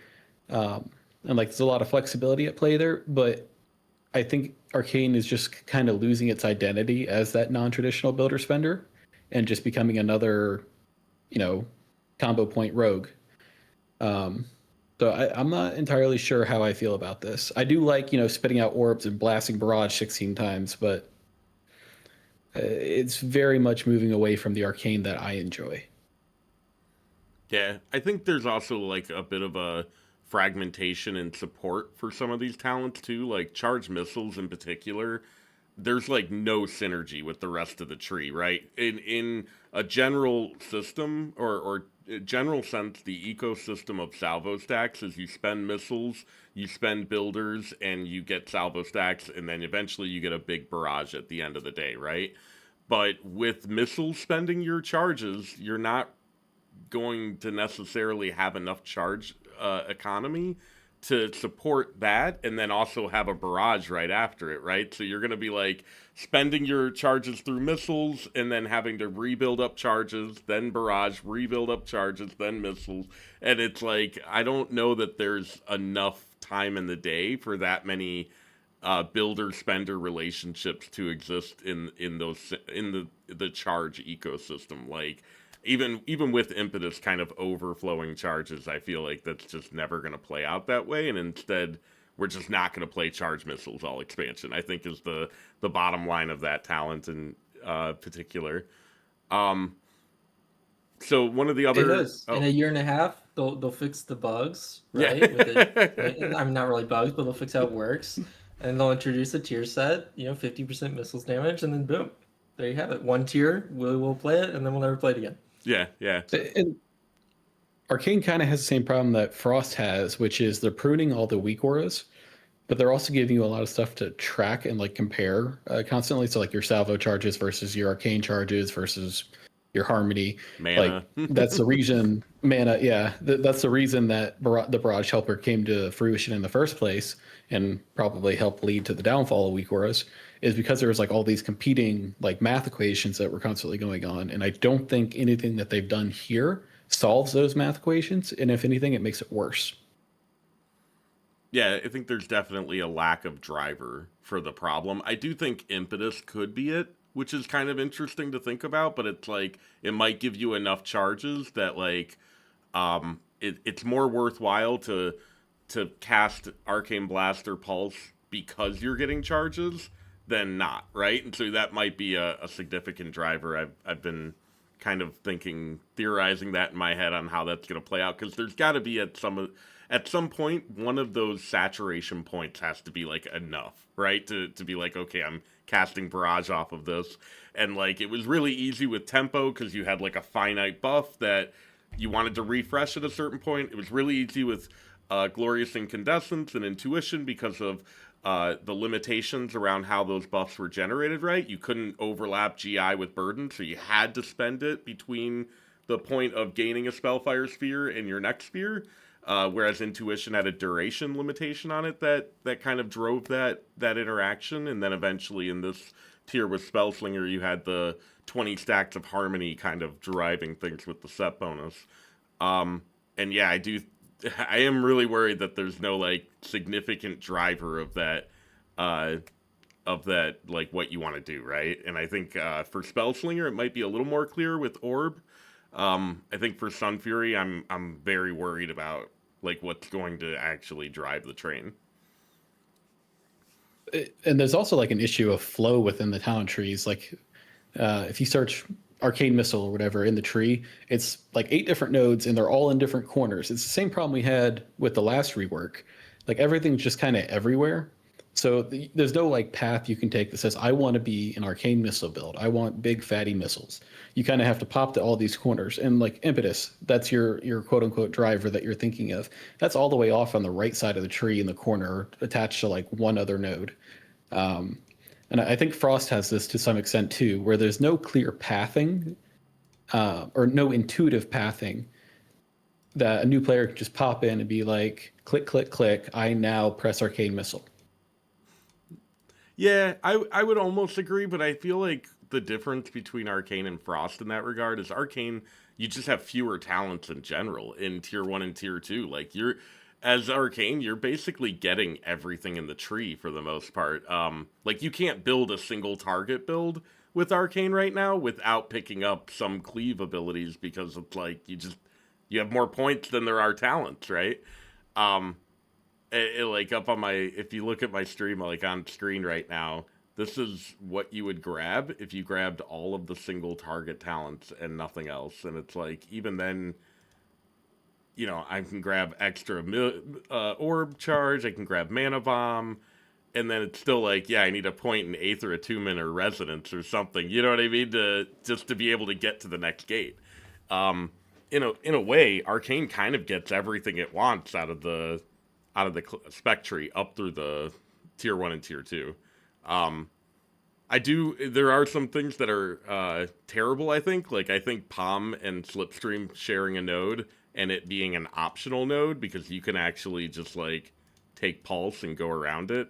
I think that's a little terrifying, especially because Pulse is tuned reasonably well, I think, right now, and probably will find footing for that reason. But fortunately, we have talents that are pretty much DOA, like Mana Bomb, so we can always drop stuff like that and pick up mobility as needed. So another point to talk about in the Arcane tree, I think, is the Apex talents. I think these are probably some of the worst Apex talents in the game as far as what they do for the spec, in my opinion. This actually removes the mini burn. When you take the first point of touch of the Archmage, you're actually losing your 45-second mini burn, because now you have charges. You could store them up and send them both with Surge, and it's like, for Spellslinger, Surge is 15 seconds. It's relatively short, but there's still 3 seconds after it, and it's like, are you going to hold Magi for 45 seconds and do a mini burn without 3 seconds of Surge, and without the roll-off of Splinters hitting and all the shit that happens from Surge, right? As well as Potion and Lust, you know what I mean? And then for Sun Fury, it's even more straightforward, because you have a longer Surge window, potentially, right, with the Sun Fury talent. And then you have Soul after it, and it's like, there's no world where you're not just using touch back to back in that timeline. Even if you lose touch uptime, I still, like, in my mind with Surge up, it's just hard to justify being like, okay, I can use touch on its own later, or I can use touch now and get 4 seconds of overlap Surge time. Like, to me, that's just a no-brainer.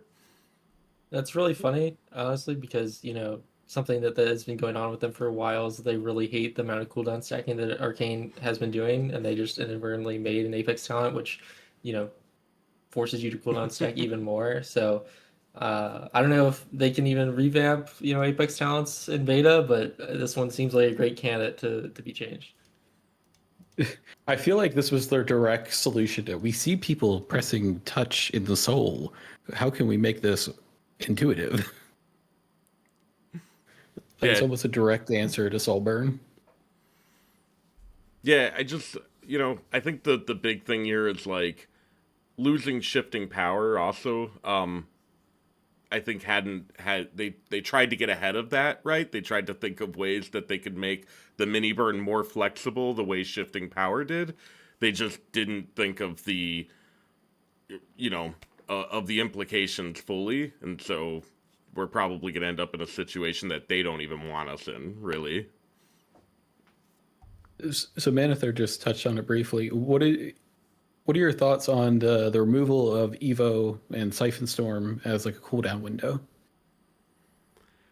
I mean, I'm happy to see Evo go away as a DPS cooldown. I think the nuclear window always felt like we had a lot of casts that didn't actually do anything. I always thought, like, the nuclear launch sequence window felt good, but I always wanted things to have a bit more impact. Like, to me, Shadowlands was a really good nuclear launch window. You had the Radiant Spark, Touch of the Magi, Arcane Power, right? Runa Power was part of the system then. And each of those had, like, an impact on their own that pretty much only did damage, right? It didn't have an extra impact. Whereas Evo, it's always felt like there was this utility element that we were leaving behind, but also it also just added like a couple of seconds of extra time. One of the things I worried about in Demencius was before we actually saw the fight and when the data mining happened, there was this concern that it was like, okay, there's a cutscene and then phase 3 starts and the vulnerability starts immediately after that time, and it's like, am I gonna Evo before the cutscene and try and like time it out right? You know what I mean? I was really I was concerned about how that would play out. Fortunately, there's like, you drop in and you have some time to cast spells, so it ended up not being a Maybe they concern. made that just for Arcane. Who Yeah. knows? Mages are main characters, so that would play on brand for sure. Um, I yeah, think Arcane is going to feel the loss of shifting power the most because especially this past expansion where Arcane's really been the star, like that 118 window had just been perfect for literally everything. And minute 30 still works pretty good, but it's not nearly as flexible. And for something like Arcane, where all your damage does happen in that burn window, like losing that flexibility is gonna be interesting, especially when you're now competing against a minute fire mage and quote unquote minute frost mage. yeah, I think Mana Is Forge there highlighted that especially well this season too, right? Where it was like Demencius was insane with those timings because of the platform 1, 2 after kind of the nerfs and damage buff ramped up, right? Sorry for you had something. Yeah, I was gonna ask on the topic of Apex sounds since we were just talking about them. Is there like, do you have any fear that like we might just not take Apex Talents as Arcane?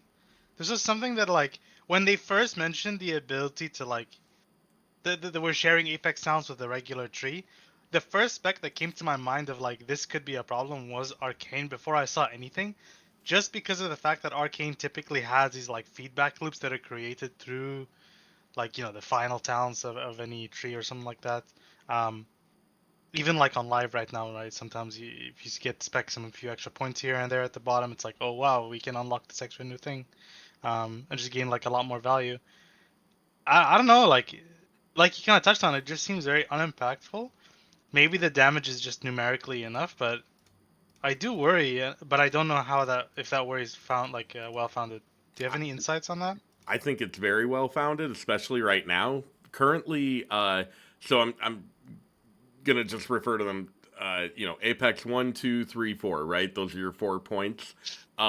Apex 1, the charge is the only thing that works in it currently. The 5% damage doesn't. Apex 2 and 3 don't work at all.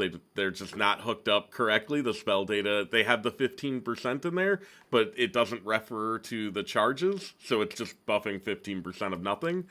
And the Apex 4 is doing 4 times as much damage as it should, so it's doing 200% damage to your main target and 100% to every other target. So it might be overtuned to the point where it's like, is that worth 4 points? Probably not. Especially because like when you think about that 4 points, that's like the difference between getting every capstone and versus, you know what I mean, for Arcane in particular, because we have such few options, you can literally get every single capstone by not getting the Apex talent. So I think there is a significant risk of that, especially right now while things are bugged. If they fix the bugs, I think it'll be a much harder justification to drop them simply because of the tuning levels of those talents compared to the other capstone tree stuff. But I think right now, like I'd almost say probable right now that we would drop Apex talents that don't work for capstone talents that do.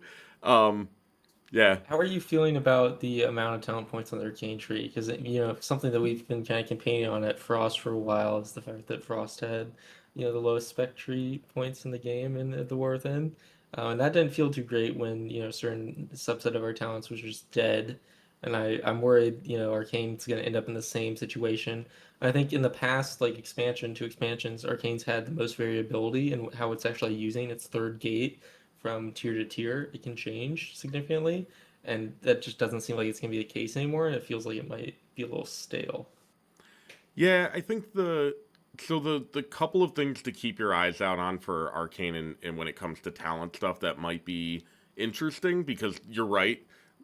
right now, I think when Nori ran the numbers, Frost was third, Arcane second, and I think it was another spec that had the fewest. I think it was Enhancement Shaman, if I remember correctly. They have like no choices in their tree at all. Um, I think that that's a definite hit or miss thing because it's like on one hand, our talent's really that interesting overall, right? Because you kind of get pigeonholed into these cookie cutter builds, usually speaking, right? But on the other hand, it's like, what's the point of a system this complex if there's no engagement in it? And yeah, I do worry that there's just not a whole lot of choice in here. That said, the things I would keep my eyes on are Mana Adept Evo choice. I think that that's an interesting case where because of our how our mastery works, there may be a point where we're like, okay, we no longer need a mana talent at all, and we can drop that point and maybe pick up, Orb Mastery as Sun Fury or something less conventional, right? Or maybe high voltage where Impetus was covering it before, now we can get high voltage as well, right?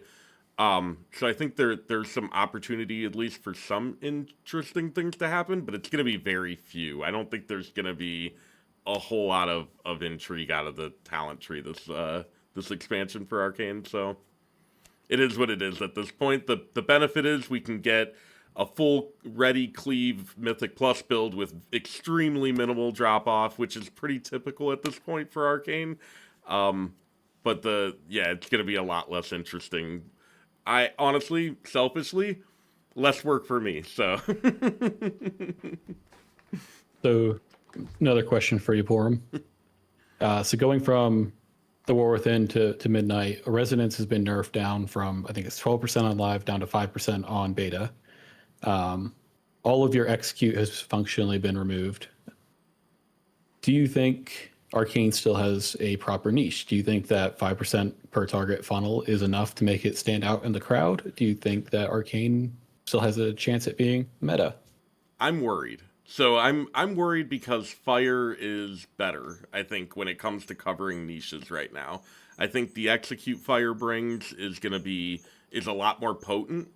I think it's still on par with the Execute that Fire was doing previously, maybe even a little bit better, right? And ultimately, the funnel Arcane's getting is going to be a lot lower.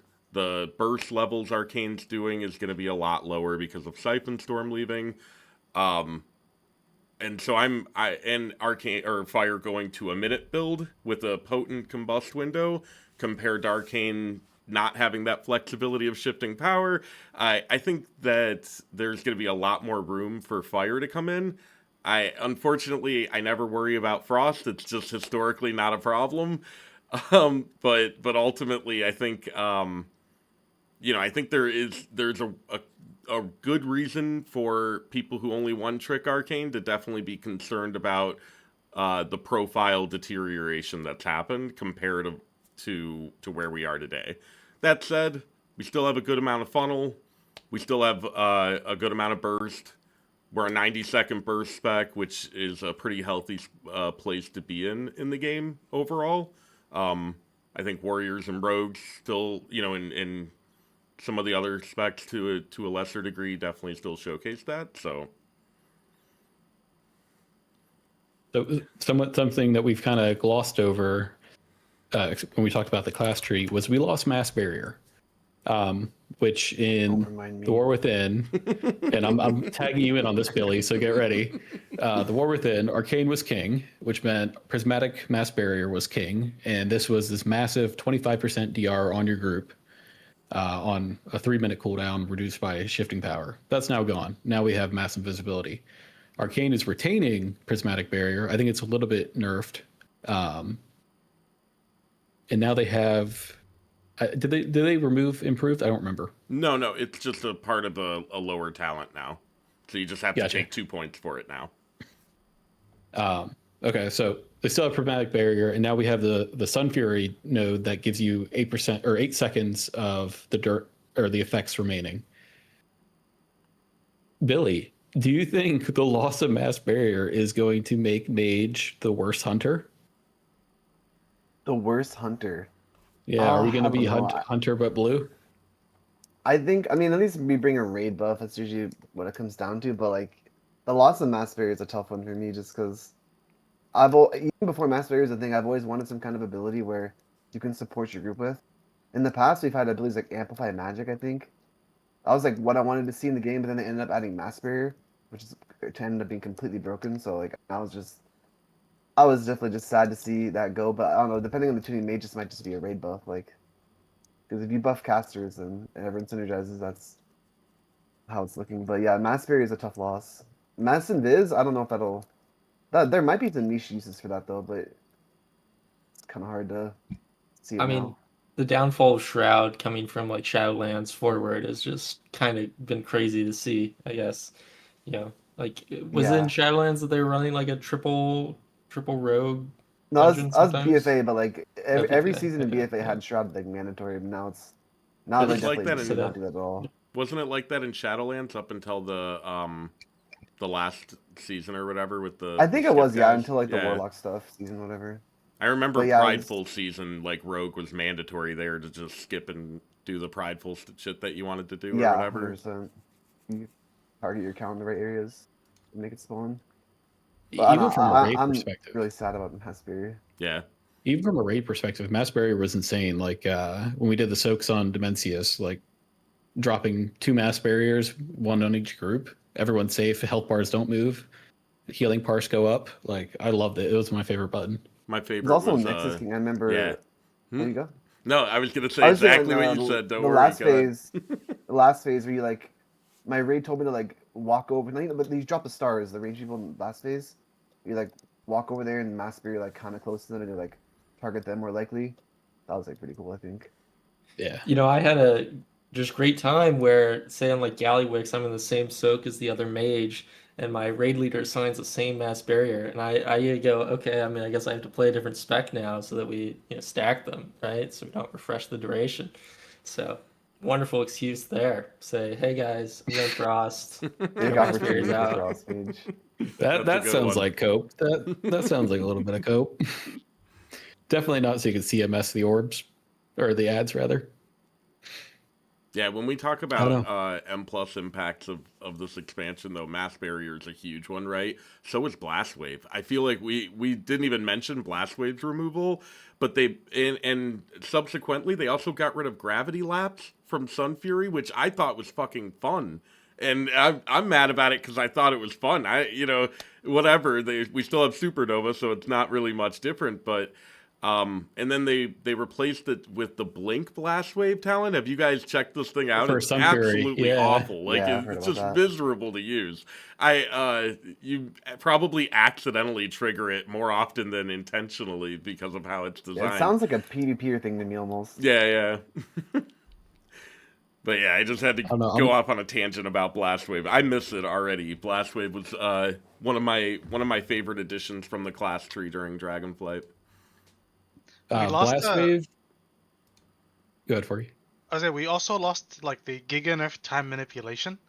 Like on live right now, it's where whenever you use like your clear casting or your fire blast, I think Ice Lance for Frost, you reduce the cooldown of your CC spells. And when you spec this thing, like you really can tell your mage spec it. You blast save and your supernova comes off cooldown real fast, and now it's just 5 seconds flat reduction, which is like pales in Nothing. comparison. Yeah, it's so much worse. A bit of fire privilege on that one because as Arcane, I never noticed that talent ever working ever. It only on worked fire out one with, spell.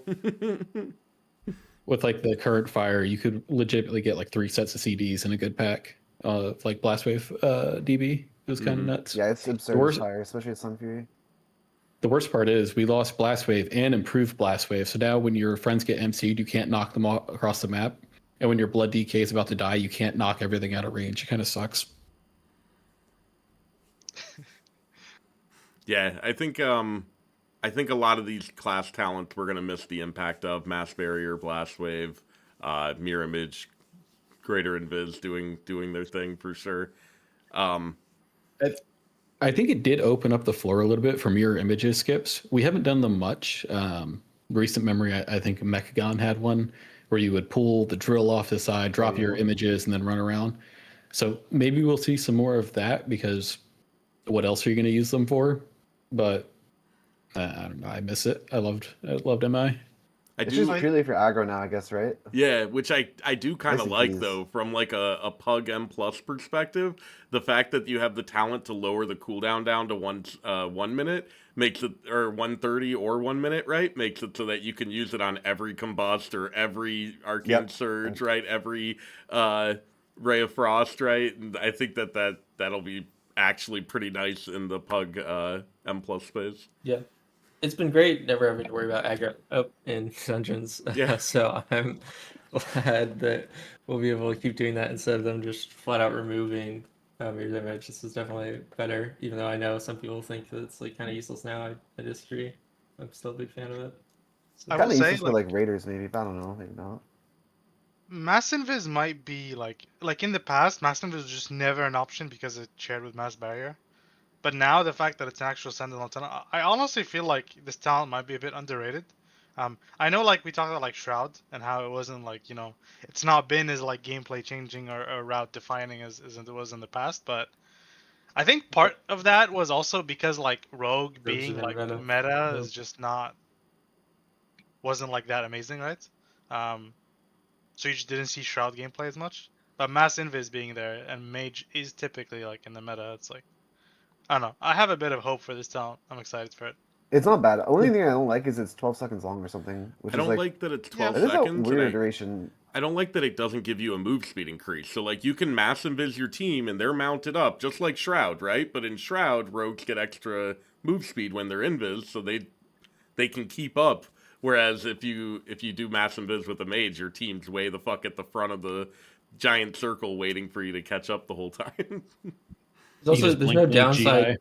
There's no downside to giving it moon speed because it's purely out of combat because you just can't even use it in Mhm. combat for any interaction. So yeah, it would be nice for that to happen, but The bigger issue with it is that it is horribly bugged and it will randomly not invis people, or it will invis 3 of you but not 2 of you.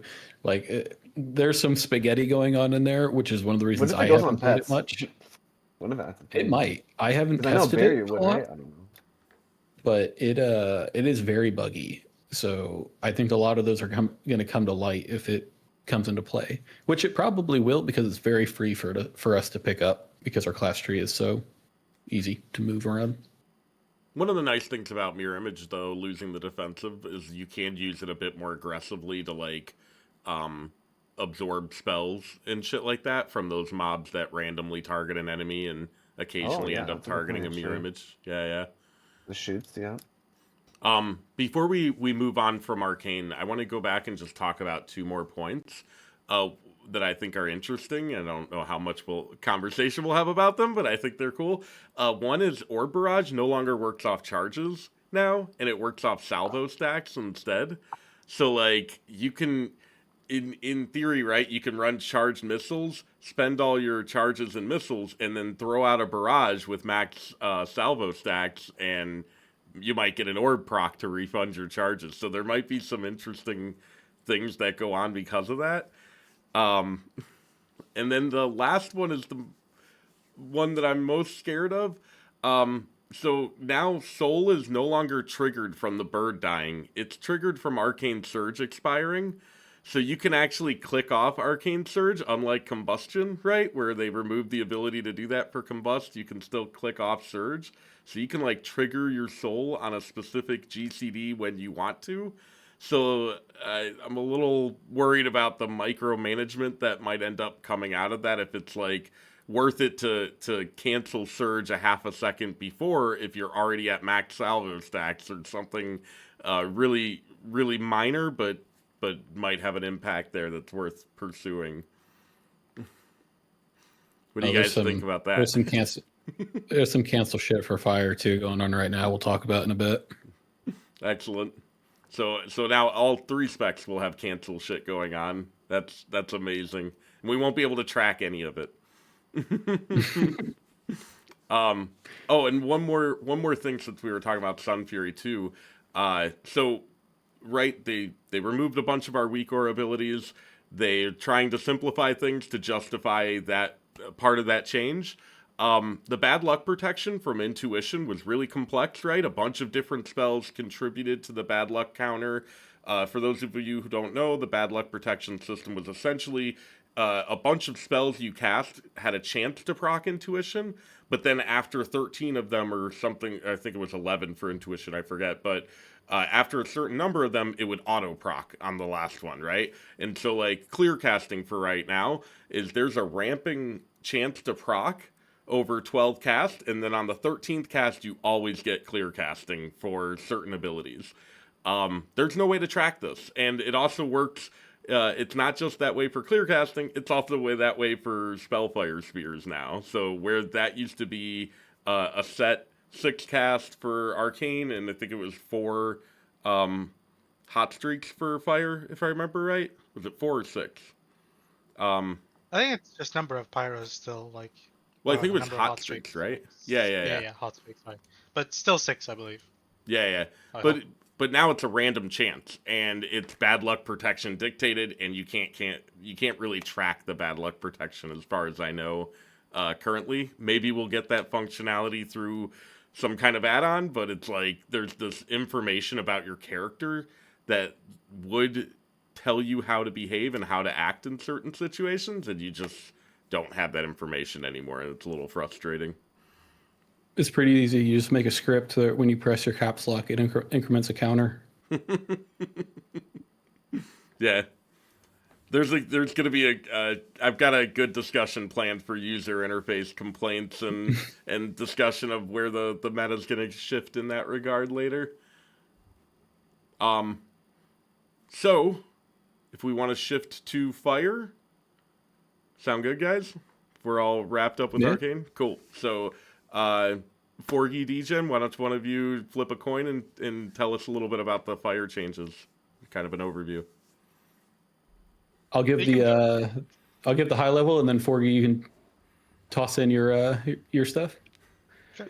So, fire is no longer combustion uptime. It is no longer cooldown chasing. It is a 2-minute reduced by kindling down to or up to 1 minute. So 1 minute mage. Scorch and Phoenix Flames are gone. Your only generator that remains is Fire Blast. Ignite has been pretty heavily nerfed, and it now requires a pretty heavy investment to pick up points, buffing it and making it viable. All the living bomb nonsense is gone. So now we have 2 ways to do AoE damage. We have Flame Strike Yeah, I'm and dying. Ignite, and well, Meteor. And that's about it. At a high level, we got Minute Mage, Big Boss, and a lot of fireballs. What do you think, Forgy? Yeah, I mean, I think like one of the biggest things that I noticed while playing, which kind of like fulfilled the vision that they mentioned, and I'm glad, like I love this vision, about basically shifting our power more to the core kit and just making Pyro feel good again. I think this is something that has slowly gotten worse and worse over the years compared to how it was in like MOP. Like I have visions, like memories of like, fighting Lei Shen and just like getting this streak of like 4 or 5 pyroblasts, and I'm like, wow, this feels crazy. I know I'm about to pop off.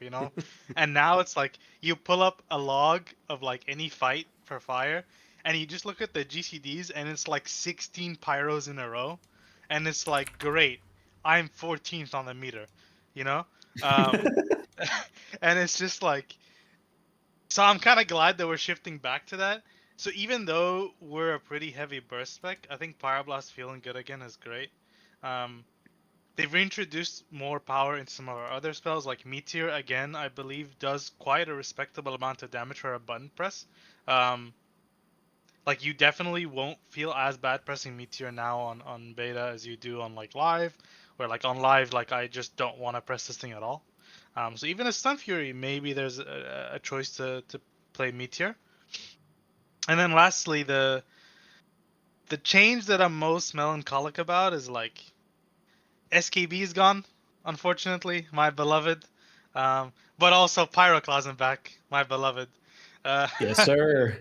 Wait, can I interject So one thing? yeah, I just thought it was funny how last podcast, I think we talked about how like Manather talked about what he wanted to see gone from fire, and he said he wanted to see SKB gone, and now it's actually gone. And I thought that was just really, really funny.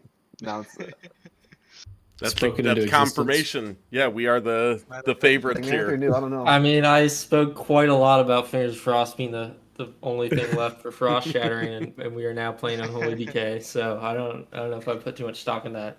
Forgy is Look- actually a big person about. Well, you were like combust only no SKB or SKB no combust, right? That was your big choice note thought. So Yeah, I mean, I'm definitely sad they didn't go that route. Like, I personally just absolutely love SKB. Even SKB with Pyroclasm was always a fun loop. So I've always wanted like the choice note of just having Combust or SKB as a choice, so it's like Burst or Sustained. I am sad to see SKB go. I will say, as much as I love SKB, the 10 stack SKB thing that we had this patch didn't feel as good as it did in like, like for me, like SKB and like Sanctum of Domination Sepulchre, that was peak. Yeah.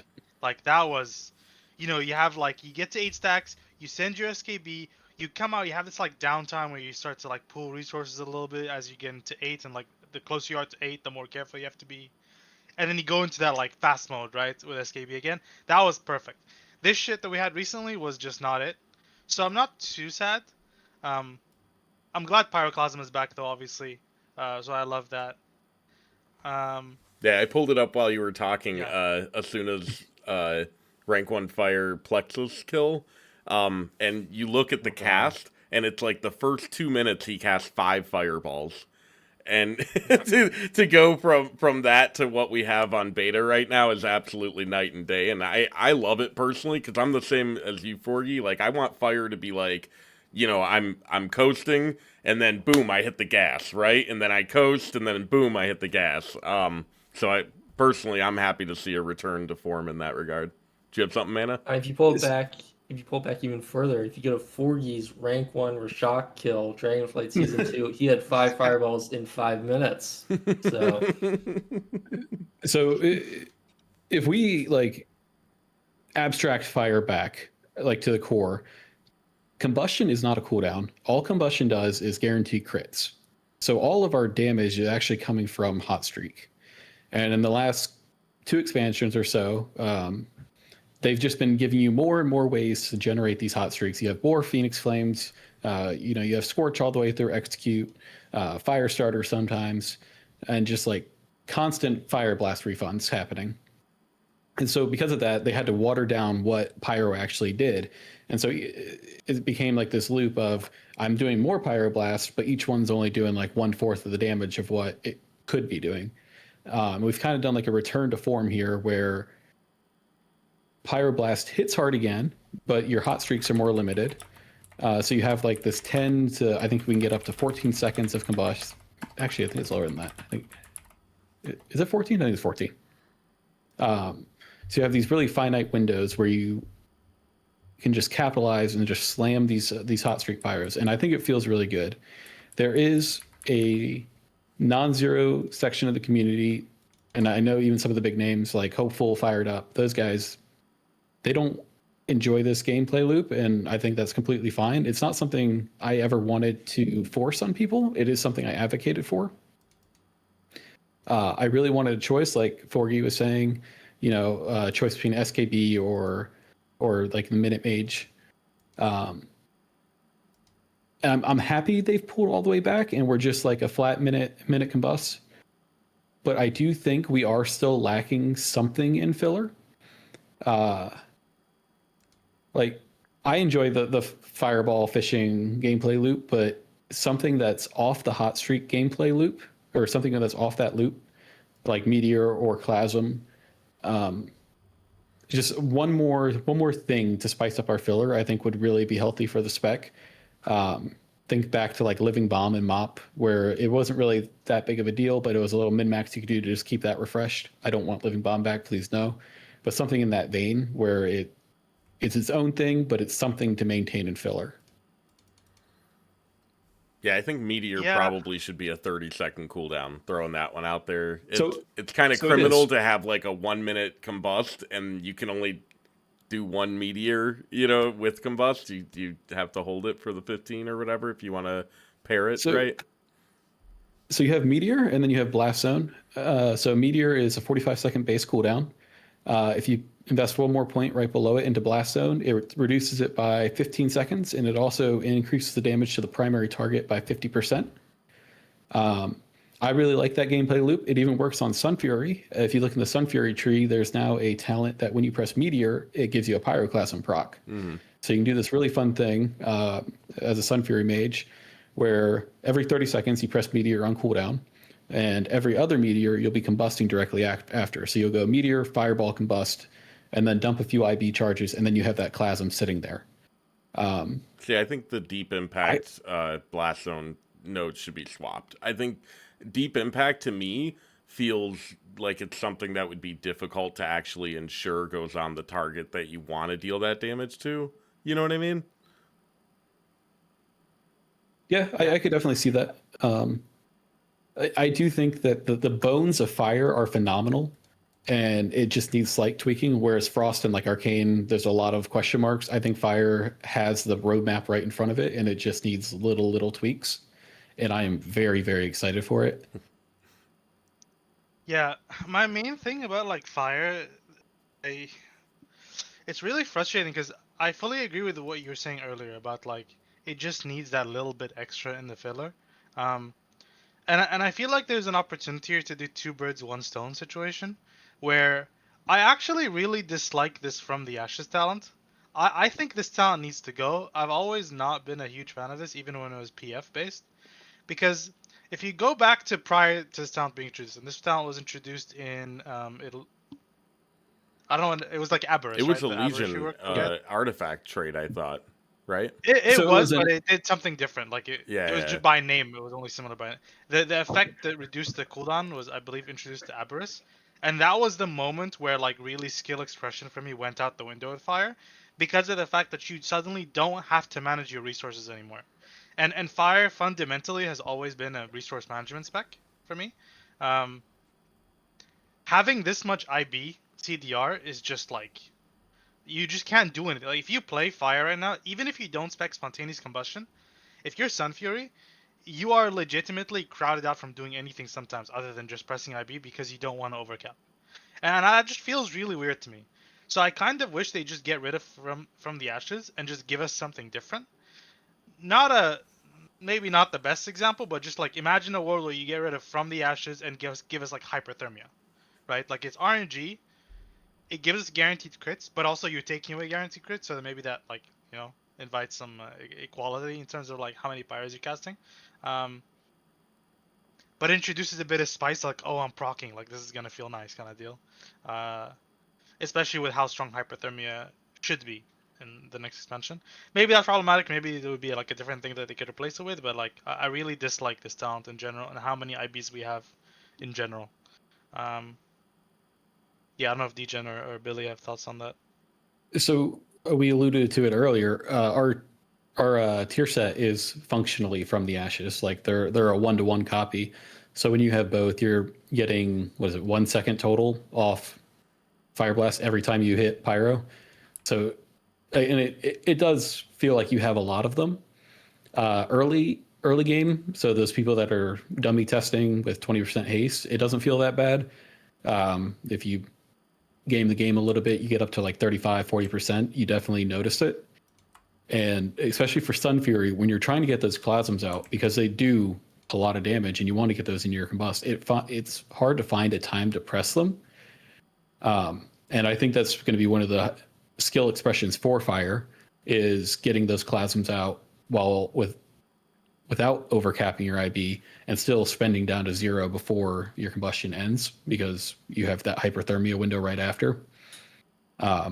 It's so freaking hard to do on beta right now. Like, if you get lucky and get a Clasm proc or two, you're just like, you don't have enough time to really get rid of the Fire Blast charges before they add up. You know what I mean? And so they removed Scorch and Phoenix Flames, which a lot of people are upset about, and I get it. 3-button spec, LOL. My dog is chewing on cords. 1 second. I just saw your camera flicker. So that was my light. She's chewing on the light. Nice. Fuck, what was I saying? about Scorch and Getting pyroclasms out. Yeah. Oh, um, rebooting. One moment. One of the hard things on beta right now is we don't have decimal tracking for our combustion cooldown. You can put it in the bar, which I personally despise. I like icons, but you don't have the ability to put a decimal on your combustion icon, which is really annoying when you're trying to get a pyroclasm in at the very last second to combust, and you're not quite sure is this cast going to happen or not. But with the removal of Phoenix Flames and Scorch, you know what your next generator is. So that thought's gone from your mind. So combustion becomes this very simple gameplay loop of I'm either pressing IB or pyro. Even if it's pyroclasm, it's still pyro. So I think fire needs a mini game in your combustion window to make you manage those IBs. So we have Feel the Burn right now, which has seen many iterations. The current one allows you to infinitely stack it. It gives, I think, 4% mastery. Don't quote me on that. Stacking mastery, and it has a roll-off period. So you could build up to 12, 16% mastery, and then it'll fall off gradually. The problem with that is it doesn't really incentivize you to like refresh because it's going to fall off anyway. So it doesn't really matter when you spend that IB because it's just gonna roll off. If we had something like what was the Sepulcher and Sanctum? Was it Infernal Cascade? Mm-hmm. That you had this really finite window. I think it was 3 seconds at the time between your IBs to refresh that buff, and it was super impactful. It made you think about when in the global you would press that IB, and I think we need something like that to make you think more and combust so you're not just rolling between your Q and E key. But I'm not really a fan of what they kind of did to fire, where they dramatically slow down the filler, but then the combust rotation remains almost exactly the same. It just feels less approachable, right? In the current stage, if you're playing fire, you have a hyperthermia uptime, you're slamming all your keys. You're getting a little bit used to the gameplay of how your combust is going to feel in your filler. And the fact that now it's kind of complete 180 where you're going from hard casting your fireballs all the time, straight into combustion where you're like boom, boom, fireballs, pyro, like infinitely. It just feels like not the right way to make fire, in some ways, honestly, more approachable, because I think in Midnight, that's kind of a general purpose thing that they want, is they want a more approachable spec for all of them. And I don't think that accomplishes it very well, even if it has served to make people perhaps less, if they remove that combust gameplay, that's obviously like very iconic. It's very, I think it would make a lot of people unhappy, more than they are already unhappy, just by like the 3-button rotation that it's gone into. So I don't know if you guys think that's a problem, but that was just one thing that stood out to me. I don't know about the So- the speed, but I do worry that they've kind of like pigeonholed themselves into this space where it does feel like a House of Cards situation, where like you just because okay, here's one of the biggest issues that like isn't a problem right now because we're in the first patch and like we have this like tier set that we do. It's like what happens when you run out of IB and combust? Like you don't do anything. Like you just cast Fireball. Like nobody wants to do that, right? We don't have PF. You don't have Scorch. So it's just like it's weird. Like you reduce IB, any kind of IB economy, it's over instantly. It's over, right? The tier set right now is like propping us up, but like this is a band-aid. Like what's the game plan here in the long term? Is it we just like first patch we need a band-aid, then every other patch we rely on haste and RNG to have like smooth combusts? And like how do you even slow down combust, right? Like what are you gonna introduce? You don't have spells. No, it's more of a function of like them slowing down the filler that leads to like the discrepancy between the two that I don't think is really that healthy.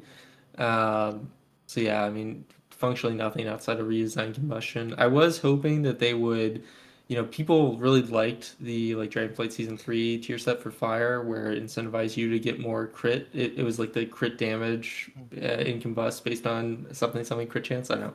But people like that, and I like that as well. And they kind of emulate a little bit with the like capstone. I don't know the name, right? Where it gives you they created an alternative to converting your crit to mastery that converts your crit to spell power. And I kind of wish they had just changed Fire Blast as well to essentially be balanced around the fact that it always crits, but also have some scaling with crit, probably in crit damage, like most other things that always crit. Because I think especially approaching this type of filler, you should be very incentivized to stack crit as fire, and that just feels good. So we might do that anyway. It just doesn't feel as embraced. So Sims aren't out yet. I know the geniuses are working on it. It'll be soon. I do think we will see a lot more crit in our gearing because combustion is now a finite cooldown and hot streak matters again. Getting those hot streaks in filler will be more impactful. So I do think crit's going to be a more desirable stat to begin with. However, we are back to a finite combustion, which means we are back to, and dare I say it, haste breakpoints. Those will be a very real thing again. It'll be roughly every 4.5% haste. You'll be able to get an extra pyro in or something like that. It's roughly the same as it was before. So we are going to be very haste hungry, and you're going to definitely notice it in the first couple tiers where you're just everything for haste. But I think maybe towards like the third raid or third patch, you'll start seeing a lot more crit coming into your gameplay. I do think the dichotomy between filler and combustion is important, and I know it feels weird to go slow, fast, slow, fast, slow, fast, but that's what makes your combustion window feel good, and that's my problem with it on live right now is if I'm always going fast and I'm pressing combustion really doesn't matter. I'm just pressing it because I get a few spell modifiers on there. And we did get a few new cool talents. I'm not sure if they'll be played. So we have the return of Cinderstorm, which when you press Pyro or Flame Strike, you have like an 8% chance to summon a bunch of little orbs that chase your target around, and they'll apply Ignite. This is cool. Don't know if we'll actually play it. Our points in that final gate are very, very competitive because we definitely have to go down the center and get either slow burn or burn it all. I feel like the which whole is gated by Fiery tree. Rush. I feel like the whole fire tree is like that. Like I feel like there's a ton of talents I want, and I just can't freaking take them all. And no matter what I build, I feel like I'm missing out on something I want. There's also some weird talents I noticed too, and tell me if you guys have this take as well. Like burn it all and slow burn, are these talents different? Like they essentially do the same thing. I feel like slow burn, maybe if you're really, really mastery heavy, maybe it's a little bit better than burn it all, but like I don't feel like that's a really significantly good choice to have. It's like, oh, my combustion does more damage or my combustion does more damage. Okay. And yeah, and then there's all the fireball execute talents I think are really strange as well. It's just like your builder shouldn't be the necessarily like 4-point talent that you want to invest into to get execute damage. That's kind of my take on those. So the fire tree is kind of broken down into like 4 sections. You have like, up at the top, you have all of the basics. You get your fire blast, you get like your spenders. Then you have the meteor section, the ignite section, and the capstones. And over here on the left, I guess, is execute. I actually kind of like how it's arranged. It lets you be very flexible. So if we're heading into a council type boss, we could pick up, intensifying flames, conflag. We could swap burn it all for slow burn, get that extra ignite value. If we're in a single target encounter, we're going to be going into like those scorch and scald talents so that we have that execute window. If we're going to AoE, we can really lean into the meteor side of it. And I kind of like how for different scenarios, we'll have different points that we'll want to pick up. I think that's something that Fire's been missing for a little bit because last six tiers, we've just been using cookie cutter build. Sometimes we'll go flame strike, but usually not. And I think they have finally managed to make Ignite not the default. And I think that's really healthy for the spec. I agree, but also like I don't know, like this talent section really scares me. Like, try and like draft like a Frostfire tree, where if you're a Frostfire mage, you need Meteor, right? Like that's the core identity of the tree. And then also Frost Firebolt's really powerful, so you definitely want to spec into the execute. If you spec Meteor and the 2 execute points, you literally have 1 spare point in the middle tree, in the middle section. Like other than things that you must take to like go down to the next section, right? You are like no matter what you take, you're missing 8 points in the middle. That's like so weird to me. Like I get that kind of competition in the final gate, but having it so much of it in the middle is just very odd. I will say I don't feel too bad just because like frankly some of these points are really boring. Like 3% fire damage is like, or 5% pyro damage, and my size is increased by 15%. Hey, the worst part is the size part of that doesn't even work. So like the coolest talent in the tree, and it doesn't even work. Yeah. So that's just really strange to me. Like I don't know, man. This talent section is really scary to me because like if you imagine some of these numbers not being how good they are, like if Meteor was bad single target, and for some reason Pyroclasm wasn't good, this spec is just not like there is nobody's gonna find this fun, right? Like nobody wants to play only Fireball, IB, and Pyro. And nothing like no procs, no buffs, nothing to track. That will make me log off like the game, like that. It's really bad, and I'm really scared of that. And I think that's a product of how tight talents might be. I do agree. I also think there is some health in there. For example, you said Meteor and the Fireball talents. Maybe you shouldn't be able to pick up both. Maybe Frostfire shouldn't be that execute spec, and that's Sun Fury's niche, because we have had some issues with the balancing between the two. So I think having to make those choices when you're going Frostfire is probably healthy. It's definitely a balancing act, but I'm not hitting the panic button on it yet. I do agree, though, any build where I don't pick up Meteor, I don't pick up Pyroclasm, I'm kind of scared of being bored. And I could definitely see a world for Frostfire in particular where Clasm isn't the choice. Because, like you said, Frostfire Bolt already hits really hard, so I don't feel that bad when I need to press it in combustion. And I have all these incentives to press my Frostfire Bolt and get my FFEs and all that. So any of those globals that aren't building towards that, like, it's hard to fit Clasm into a Frostfire build, I think. There is a really cool talent that I have asked for a long time. Well, a version of it. It's called Burnout down in the corner. So when your combustion expires, it immediately explodes all your Ignite for 50% of the bank. I think that's a really cool talent. Unfortunately, they fixed our bug abuse where we were cancel ordering combustion for it, but I think there's some really cool opportunities like Razagath or something where there's a damage amp, and right at that last second, your combustion expires and your Ignite gets that amp value. I think it's really cool. I don't think it's going to see a lot of play, but I'm excited to have it in the tree.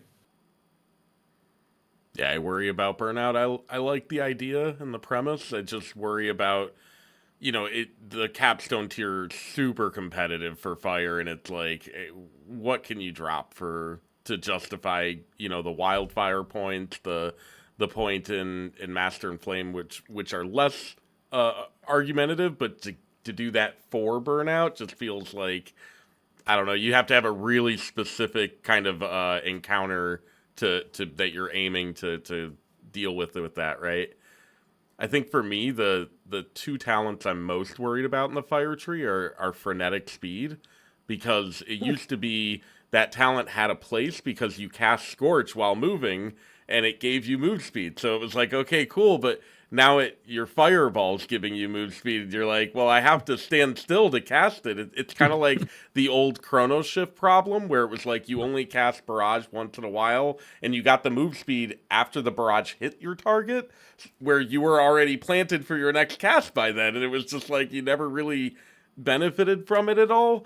And then spontaneous combustion I worry about because it's like it's also in a competitive ecosystem talent wise, but then also it's like you probably aren't going to care about those fire blasts as much outside of combustion now with all these mods on combustion, and it's like in what world are you not just going to pull for combustion and you're going to take spontaneous combustion outside of like maybe PvP or some kind of like 10-20 second scenario or something like that, right? And there's a couple buttons or talents here in the tree that I'm terming noob traps. Spontaneous combustion is one of them. I think From the Ashes is also a noob trap, at least with our current tier set. Frenetic speed is just dead. Like there's no question about that. But like the center is very competitive, like you said. But by not taking spontaneous combustion, that opens up 2 points where you can really, dive down into blast zone or deep impact or something like that. But going back to what you said about all these modifiers on combust, there really aren't that many. You really just have like slow burn or burn at all and fiery rush. Those are like your main two modifiers that you have. So functionally, the difference between a hot streak and filler and a hot streak and combustion is nil. That's not unfair. So spontaneous combustion really is kind of a noob trap because you're either picking 3 now or 3 later. Really doesn't matter because you'll just compress your damage more. I wonder if so with the reduction in uptime of combust and the fact that the slow burn and burn out, slow burn is way weaker because mastery got nerfed to the ground, right? And burn it all is 10% spell damage and 20% of your crit chance is converted. What is that number? Mm-hmm. I could see a world where you maybe just don't spec into either of those, low key, especially if the flat CDR from Feel the Burn and from the Ashes, is just enough to sustain you. Because keep in mind, you're crowding out Pyroclasm when you get too much IBCDR. So you're investing points to potentially crowd you out. That might be kind of weird.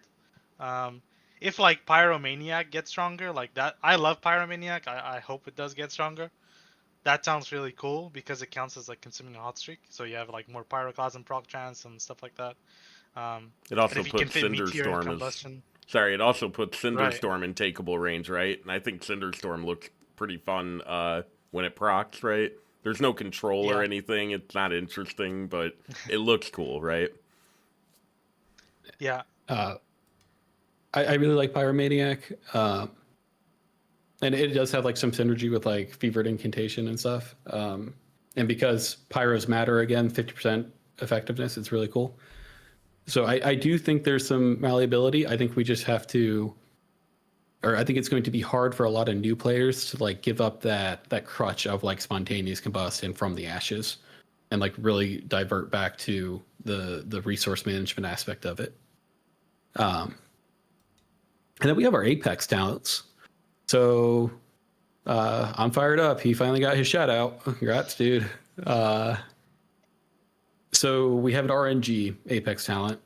We have a 20% chance of gaining a buff that gives, I think, 4% damage or 3% damage. It also throws in more CDR on our Fire Blast and all this cool stuff. Zom from the Mage Discord found a fun little interaction with it where it doesn't refresh. So if you're going into a combustion and you have a fired up stack,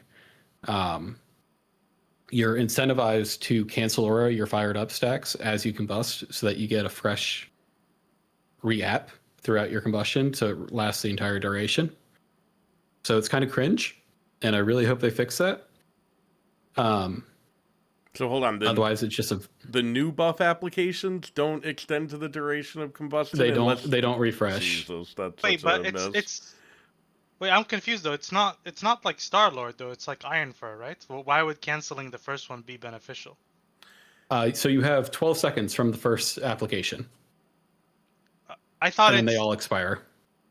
I thought, well, the wording seems to imply it's just every stack is individually 12 seconds. I haven't Independent looked at it that deeply, but from what Zom was testing, it is 12 seconds. Okay, if it's actually like the first timer starts the timer for all of them, that seems like it's That's a probably a bug. bug that Yeah. hopefully they fix. Yeah. Cause yeah, like I mean, there's like Star-Lord from Boomkin works like the way you described. This would be working, and the wording on that is very different. So hopefully this is not that case. That would be very bad. Yeah. Right now, you are heavily incentivized to cancel or fire it up heading Yeah. into combust. That would make sense Um, for sure. I'm not a huge fan of fired up extending combustion either. I'm going to throw that out there. I think one of the problems, I'm really scared about going backwards. And, we had a really potent combustion for a long time, and then Dragonflight happened, right? And I don't necessarily want to end up in that space again where combustion just feels lukewarm, and or that you have to always be in it to really to get the value out of it. And yeah, so any extender CDR, I'm just a little skeptical of, especially an RNG one, because that gives them an opportunity to tune that knob later on with a tier set or with talent changes to make it more uptime driven. Yeah, and Sun Fury can already get a pretty decently long combust because you have God, I'm gonna forget the name of it. Hold on, I got it on my other monitor. Savor the moment. Savor the moment. Savor the moment, so you can get up to an extra 2.5 seconds of combust. So 12.5, or no, sorry, 14.5. And then you can have the fired up roll offs. So you could realistically have a 17, 18 second combustion, I think. Add in the fact that you have hyperthermia, which, as we just talked about, is basically combustion because hot streak is combustion. So you have an extra 6 seconds on top of that. So Sun Fury is realistically looking at like a 22 to 24 second combustion window, quote unquote. So we're already pretty high uptime on our quote unquote cooldown. Yeah, on a minute CD. Yeah. So that's what, ballpark math of like 35, 40% uptime. Yeah. It's not Crossfire. It's not too bad. Like I don't know, 30%. Looking back at like Sepulcher, or not Sepulcher, Castle Nathria, you were looking at 30 to 35%. So we're still in that like ballpark range. That was back when Kindling was hasted CDR. So we're still in that like healthy range of being a burst spec, but we have to remember that we don't have those external modifiers like Inferno Cascade. We don't have Rune of Power. We don't have Disciplinary Command. So anything that detracts from combustion or extends it further will end up watering it down.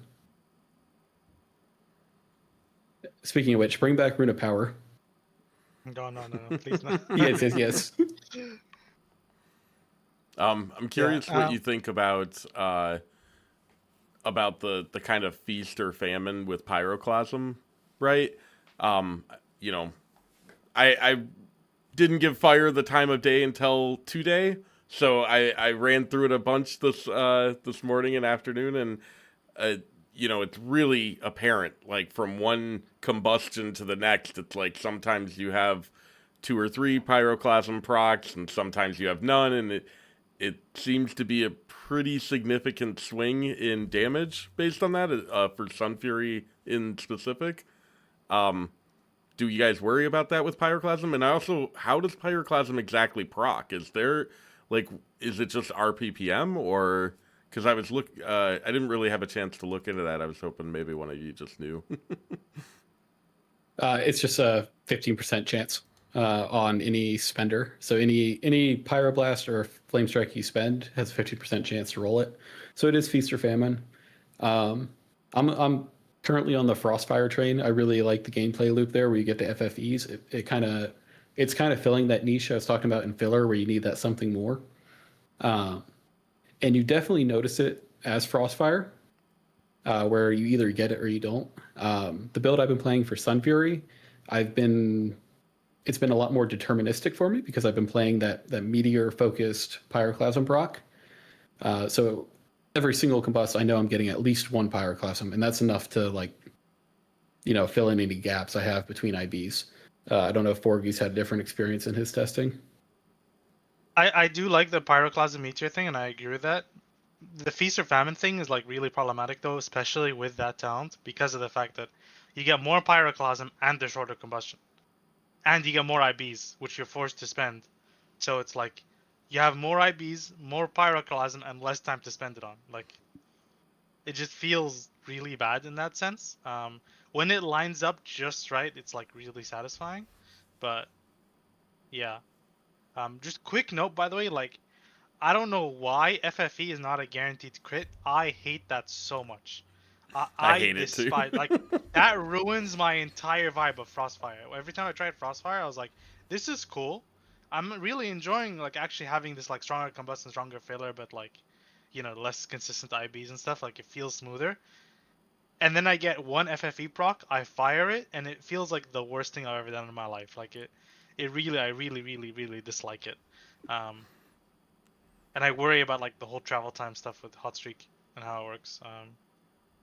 A lot of that has been mitigated with us losing Phoenix Flames. We'll still have those weird bosses like Taros or whatever, where the boss is just 60 feet high and our Pyroblast takes forever to register. But a lot of that has been mitigated with the loss of Phoenix Flames. Um, My Definitely still a concern is melee like, mage. yeah, like imagine like you fire a Frost Firebolt empowered like Frost Firebolt, whatever, and then like if the boss is far away, you start your next cast and you have to actually react to whether it crit or not. And usually like you don't even get that option because of the fact that like you're casting, so you're gonna start your next cast instantly, and like you probably won't even have time to press an IB. But because it's instant, you have to wait for the global before you start casting. So then you do have to react. And on long range bosses, it's like, the distance is far enough that you actually can feasibly like IB off it. On normal range bosses, it's maybe not too bad, but making the range issue worse for fire is like definitely not what I want. Like Definitely a choice they made. yeah. Um, I don't know. It's just weird. Like I get why they want to do it because like they want to prune the guaranteed crits to make Pyro like more impactful. But like this is one of those where like this really should have just stayed. Like it just, I don't care what you had to take away, just make that happen. Just remove some One CDR of the from Fire Blast, please, and make FFE Yeah. crit, right? nerf me, please.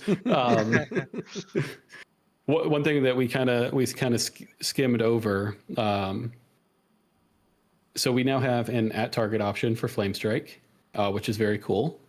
We also have Pyroclasm now affecting Flame Strike, which is also very cool.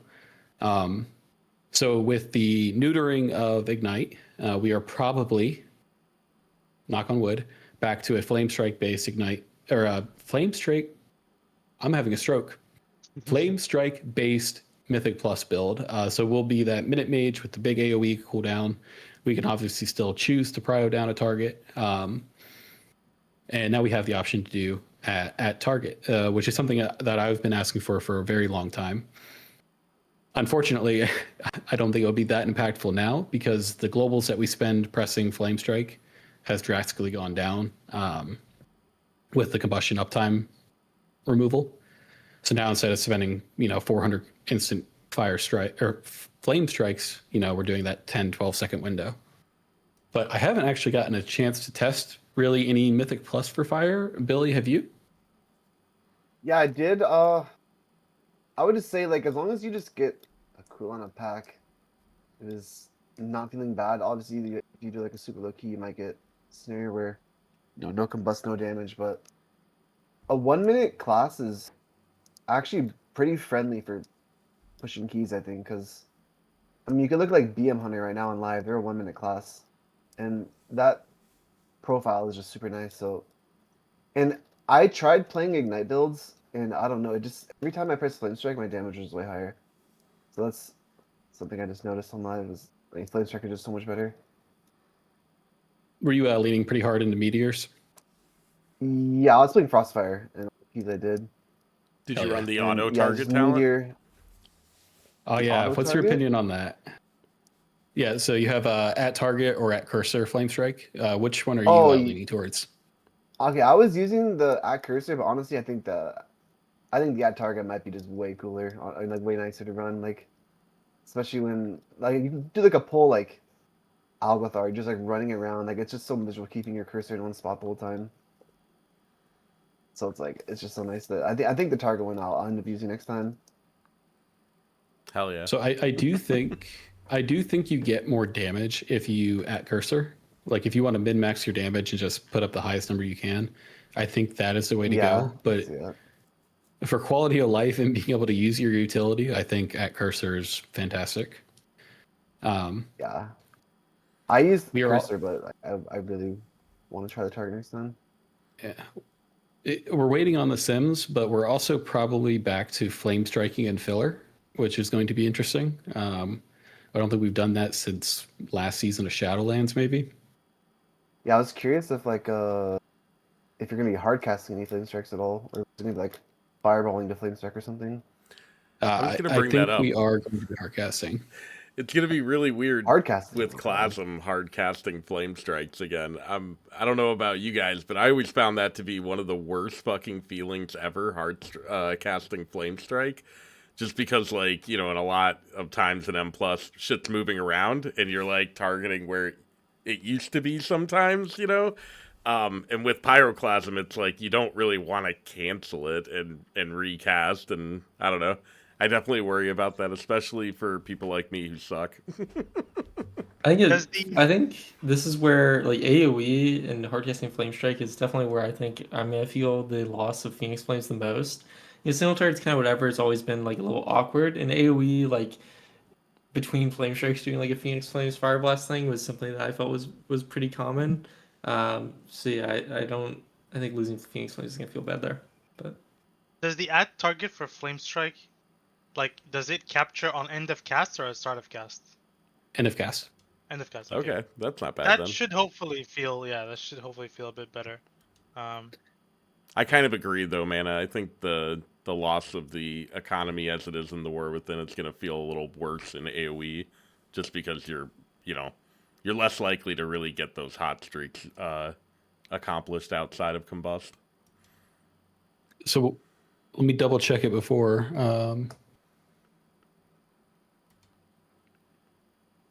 Where did it? So another generator we're actually missing in AoE is our burden of power flame.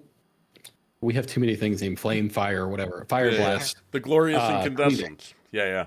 Glory incandescence. So on live, if you press that in AoE, you'll immediately get a hot streak from nothing.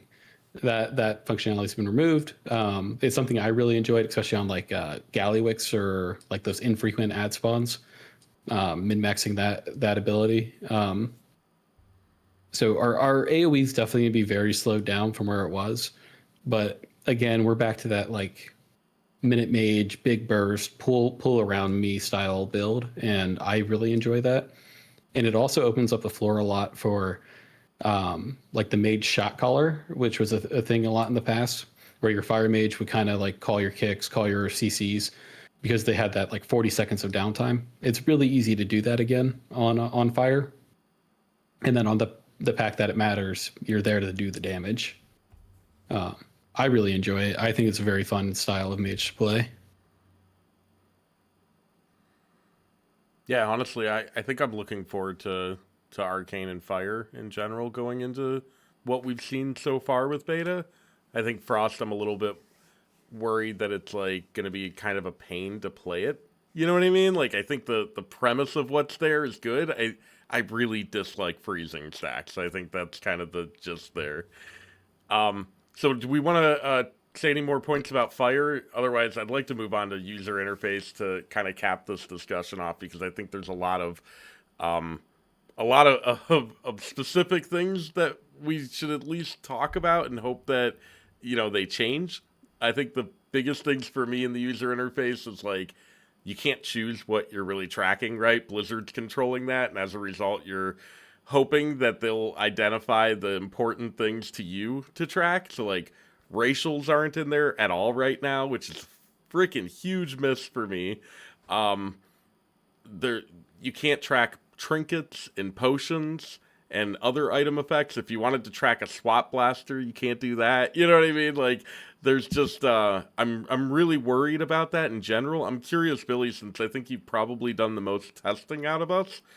Do you feel that on beta right now? Do you feel like you're not getting your potion uses in or your trinket uses in because there's no tracking for them? I've kind of always been an action bar looker, admittedly. So I haven't ever used like the weak auras that have like the little icons in the middle. Okay. So it hasn't affected me too much, but I will say like there's a lot of things I wish I could track, like instant frost fireball. I wish I could have my old like hot streak icon for it, like the little weak aura you'd have. Mm-hmm. Little things like that. I just wish I could have turned into a little proc size weak aura, but Yeah, you and I, Azuna, tend to go for more like spell overlay effects. I know like the common trope for weak auras is everyone has like all these icons in the center of their screen that they're all using as like replacement for their action bar. But I know yeah, that Azuna yeah. and I, we tend to do like modifications to our spell action overlays, and that's something that I feel like they're really neglecting in Midnight. For instance, the fact that Pyroclasm can stack up to 2 times and its overlay has no way of indicating that. I hate that. It means you have to I use agree. it on the CD manager tracker or stare at your buffs randomly. And then also the fact that there's just no way to show duration on your overlays just makes no sense to me.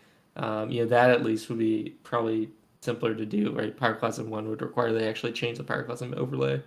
Um, One funny sentiment I've seen, I mean, I know there's the whole trope about no add-ons means that there's going to be more stable FPS, and I think we know that's probably not going to be the case. Like add-ons are usually just a red herring for that. But the other thing was I've seen a lot of things where they're like, "Oh, I'm really looking forward to having my UI not break every patch," and I'm like, I don't think we can really say that right now. Pretty sure that's not really a guarantee. So I just thought that was funny. That is So great. I've been using Billy's hot streak overlay since Smolderon because I went in there the first night and I have pretty bad vision, or I did before LASIK, and it was an entirely orange room with entirely orange mechanics, and I was trying to stare at orange hot streaks. So I downloaded Billy's Weebora and made them purple, and I cannot go back. I don't know what I'm going to do in Midnight. I'm not going to be rating competitively, but I'd still like to be able to see my stuff. Yeah, that was definitely nice. That's what I was gonna miss out. One thing I missed too is like for like I guess going to Arcane, like uh how you could have like the classic looking clear casting procs where it should like the little ticks of how many Yep. clear casting effects you have. I don't think the base Blizzard one shows that. It's just like one line, It's right? it's funny because back in Legion, the base Blizzard one did show hot Yes, clear casting yes. stacks, and they removed it in BFA when they removed clear casting's ability to stack, and then just didn't re-add it in Shadowlands when they re-added the Yeah. spell Something I was actually functionality. worried about for Arcane. There's another one Wait, for the current Arcane one too. doesn't have the balls No, for no, the No, number of the attacks? base one Really? doesn't. Oh wow, The that's bad. another it's annoying one too is empowered missiles, the center capstone talent for Arcane. It's Yeah. the literal same effect further out from the clear casting effect. And it's like if you're not paying close attention, you could have empowered missiles proc and think you have clear casting up and you're like trying to hit the button and it just doesn't work, right? Soul is another one where it's like you get the proc for it, but it doesn't tell you any information about the proc. And with Soul, like the duration is the only important thing you need to know. You don't need to know that, like it being active, you already know when it's active. Surge ends, you get Soul, right? And it's like, in a general sense, the spell overlays Blizzard does, in my opinion, are just always informationally deficient in for how much real estate they take up on the screen. Mana, you mentioned too that you and Billy tend to go those more graphical representations. I think Forgy, your weak ors too. You were really like heavy on animated bars and color stamping, right? And I He thought that uses was two cool shit little too. balls for his nether precision. Yep, Yeah, That always gets me. dude. Yeah, just winner's this chill is like tracker. so annoying. Yeah, like not being able to track like just something as simple as like IB as a bar for each charge. Like that is if there's anything I want in my UI, that is it. Like Yeah, I actually would rather have no combustion tracked and just have my bars for IBs than have a square for IB with like the number of charges, like a tiny thing in the bottom right. Like, I don't know. This is like something that I'm really concerned about with these UI changes. And yeah, like I, it's just yeah. I use a lot of dynamic weak auras, so I am an icon guy. I track everything as a buff or an icon, but all my weak auras are dynamic. So like back in Shadowlands, you know, if my Infernal Cascade was about to fall off, it would jump over to the leftmost, so I would see it immediately. And losing the ability to do that is really concerning because like it's not like a combat advantage; it's an information processing thing. My brain can only focus on so many things, so I make my UI function in how my brain processes that information. And I really dislike how they're moving away from that. I mean, it's funny, you know, when I talk about WoW to people, right, that are less invested in it than me, and especially because I'm not, you know, pretty good at WoW, and I'm not really like I'm like pretty mediocre at most other video games, and I attribute most of the fact of getting good at WoW to the how weak words have worked, right, and how you can showcase the information to your liking. If I could do that in other games, I honestly think I would be much better in other games. And the fact that you will no longer be able to do that in WoW, I think is just a major downgrade to the long-term experience. So, Honestly, I feel that way tremendously too. I play a lot of single player games outside of WoW. I used to play a ton of Dota. The toxicity was just too much for me the older and shittier I get at games. And so, but like playing Binding of Isaac, for example, the way the UI is structured, I was able to find an add on that reorganized things in a way that was a bit friendlier to me, instantly better at the game. You know what I mean? Like, it's the way you interact with information matters so much for how you actually inhale that and digest the information and how it processes for you. Yeah, I couldn't agree more that like the UI, the collapsing of what we can do with the UI is definitely gonna have like I think a overall negative feel for like everyone. I'm also worried and sorry, go ahead. And for me, it's not even like the big things like, oh, I can't make my weak aura HUD, whatever. It's the little things like Billy mentioned it earlier, the targeted spells weak aura. I cannot watch 20 mobs and see which one's casting on me. I don't have the comprehensive function to do that. So having that weak aura play a banana peel in my ear so I know to press the defensive, that's a huge advantage for me. Or uh, nameplates coloring themselves when they're in execute, so I don't have to read 40 numbers and determine which one's under 30%. Like, it's the little things that are huge quality of life and really like amplify your play. I think nameplate coloring is like one of the biggest requested features. And like I used to not be a nameplate color guy until I like installed Jundi's Plater eventually. And then I was like, okay, now I like you just need nameplate color because it exemplifies the mob's nameplates a lot more and like this is the guy, like this it indicates this guy is like the caster. And like there's no way that like I don't want to have to read like Arathi High Mage compared to Arathi Land Knight to know like which one is the mage or the knight, Mm-hmm. or like the caster, because like in the moment it's just it's not that's not how It's useless information. right exactly. One thing that like I want to like just quickly mention is they've done this process of like changing some procs and abilities to work better without weak auras, and I want to shout out one like with Arcane Soul. Arcane Soul right now live, if you press one too many barrages, it's over. Like it feels like the worst thing ever. Whereas the version on beta that you have, they've reworked it so that every time you barrage, you get 20 salvo stacks, right? So now it's like you keep going, and then your final barrage is actually the one after soul ends in a way, right? Because like you consume the salvo stacks, Mm-hmm. and that's perfect. Because now you get instant feedback. Oh, I'm done. Hyperthermia has nothing like that, right? If you're like spamming pyro, you're jumping, hyperthermia ends, you're gonna look like an idiot jumping for like a second, not casting anything, and that's terrible. And then the other one is casting pyroclasm in combustion. Back in Sepulchre, I made my first custom like Weakora ever, where I had something to calculate the duration left for me to cast pyroclasm in combust and also cast pyroclasm relative to the buff duration.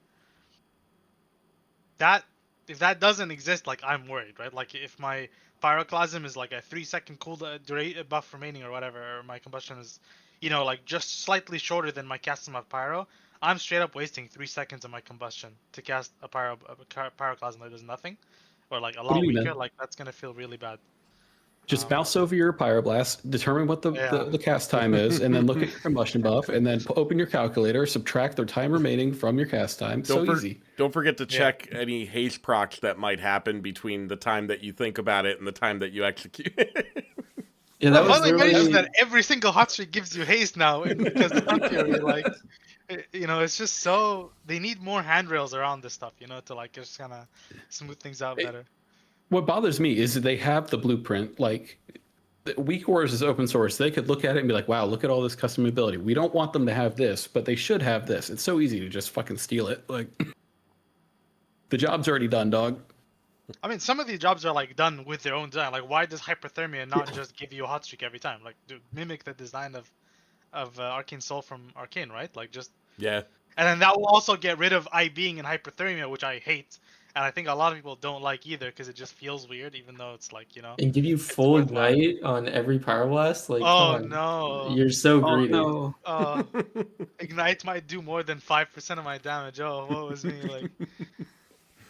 I don't know. Yeah, so it's weird. Like, I hope they get around to this stuff, but like the more time goes on, the more I worry. Especially like they've barely touched fire. Like since the original fire rework from like patch 1 of alpha, we've had one patch that did like decent changes, like dramatic size changes, and since then it's been radio silence completely.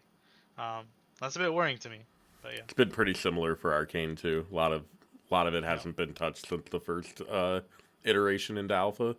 Same for the CD manager. We had that one update where they were like, we updated everything for the Fire, Frost, and Arcane for the CD manager, and like still you can't track. There's some pretty critical buffs that you might think that you want to track, like bad luck protection for me is a big one, and that's a calculated one, so it's going to be really difficult for them to ever provide that through any other means. But then they allow us to track things like Fevered Incantation and Brainstorm, and it's like, what the fuck do I care about these spells for, right? Yeah, it's gonna be. I'm afraid it's going to be a complete shit show with that. I do hope that add-ons at least give us the ability to make bars and graphics, right, to help you guys out for that. I do also hope that whatever modeling red herring went out a while back to repeat your words there, Manather. But like one of the things I loved the most about the War Within when I designed my Weak Aura set was adding in those models for like Burden of Power where it would smoke and then Glorious Incandescence, a big fire would explode. I love shit like that, and yeah, you can't create that kind of feedback loop anymore without people hating on it or Blizzard just straight up obsoleting it. So Yeah. one other little caveat here, and this is mostly from a TC perspective, because I don't really care in raid. But when I'm testing something on a dummy, I usually just use details and look at like, did it crit, did it not, what was my overall percentage for this period of time. Fun fact, you can't do any of that with the new server side hashtag Blizzard damage meter. It is actually awful. It is terrible. It's misattributing damage to other people. Pets don't count sometimes. You can't look at any of like the detail that you actually care about. All you can see is number or no number. You can't even see multiple numbers at the same time. The current detail shows you damage and damage per second. Then the in-game one in beta, you can only look at one of those numbers at once. I'm sorry, guys. Too much information. We can't provide that. Dude, I was just complaining to my friend. Like the in-game damage meter, genuinely is worse than Recount in Wrath of the Lich King was. Like it's absurd. You cannot even see the number of hits of ability. Like the thing where you click on your damage done and brings out that window in details. Like that should be the minimum, right? Like I don't need more than that. It's fine. You can make logs do the rest. But like not seeing the number of fireballs I cast in the window, or like the average hit or the average crit. Like, well, what are we doing here? Like, I'm sorry, like, this is you're replacing probably the most used add-on in the entire community. It's just the standard is way too low. Like the bar is in the ground. Like logs should not be. I I mean, this shouldn't is have to the combat isn't log. this Yeah. it just came out, so like surely it gets improved. Like this, how the CD manager at the start was just of alpha, had like no relevance, and now it's starting to become more relevant towards the new designs. I feel like this I is get. only the first phase of the beta. I mean, yeah, it's good. I understand. I'm not saying like don't say anything. I just feel like surely they're gonna update it throughout beta. I know. The Surely. problem is like the cooldown manager. Keep in mind the cooldown manager came out in 11.2.5 or 11.1.7 or something. Came Like it out, was a I long think time ago, right? 11.1.5. I think it came out midway 11.1.5. through Okay. Lou. Yeah. Right, Like and 8 there months was ago nothing. or 12 months ago. And they've known that they're deleting add-ons for a while now, right? Like this was not something they decided in alpha. They've known about this for like a year.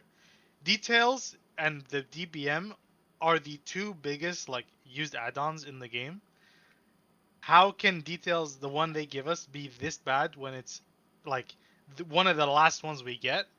I really worry. Like there's some level of like a minimum requirement before you ship something out that like has to be met, and I feel like this is way below that level.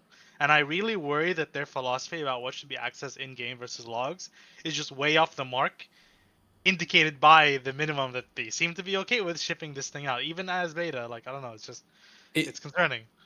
in what they have shipped out, and this might just be me, it feels like AI slop. Like the way you interact with the damage meter, the way you interact with like the edit mode, like it's all these like you have to right click here and then change the settings and then it will update and then you need to close it out and then save it. Like it feels like someone told an LLM, make me a sleek, modern cooldown manager, and it spit this out and they shipped it to prod. Like it's It's pretty bad. the The menu functionality and the navigation's customer. really, really jarring and Dude, annoying. oh Like my you, god. you Yeah. have to do like 8 clicks to go from one end of the menu spectrum to the other, right? And it's like, yeah, it's crazy to have edit mode and then still have to jump in and out of the main menu and into a second sub menu for the CD manager. Like I don't know what they were thinking with that decision at all. It should all be in edit mode. What to yeah, what are we doing? What are we doing here, right? Like I had to read a guide on how to turn on the edit mode and customize it, or not the edit mode, the cooldown manager. I had to go to Wowhead and read a fucking guide on that Yeah, I it was wonder. it was because I very couldn't figure it out. confusing because it's also weird because they changed where it was Mhm. on live. Like it was under, I think, the general escape menu, and now it's just buried in the settings. It's like, and also it's like not. It feels like it should be integrated with the edit button, especially because that's how you move like the bars and everything. I was just super confused, and the fact that you also can't edit the bars when you're in the cooldown manager. It's like these things are so disconnected. It almost feels like they don't want me to use it. So And like from a player onboard perspective, none of this is enabled by default. So you create your first character in World of Warcraft. You don't know about any of this. It's no different than an add-on. You still have to like go through all these menus and figure out how to configure it and then figure out what you actually need to track. So like I don't think they've hit the mark there from like a player onboard or like a player friendliness perspective either. There's no difference between me going to CurseForge or me diving into 16 menus.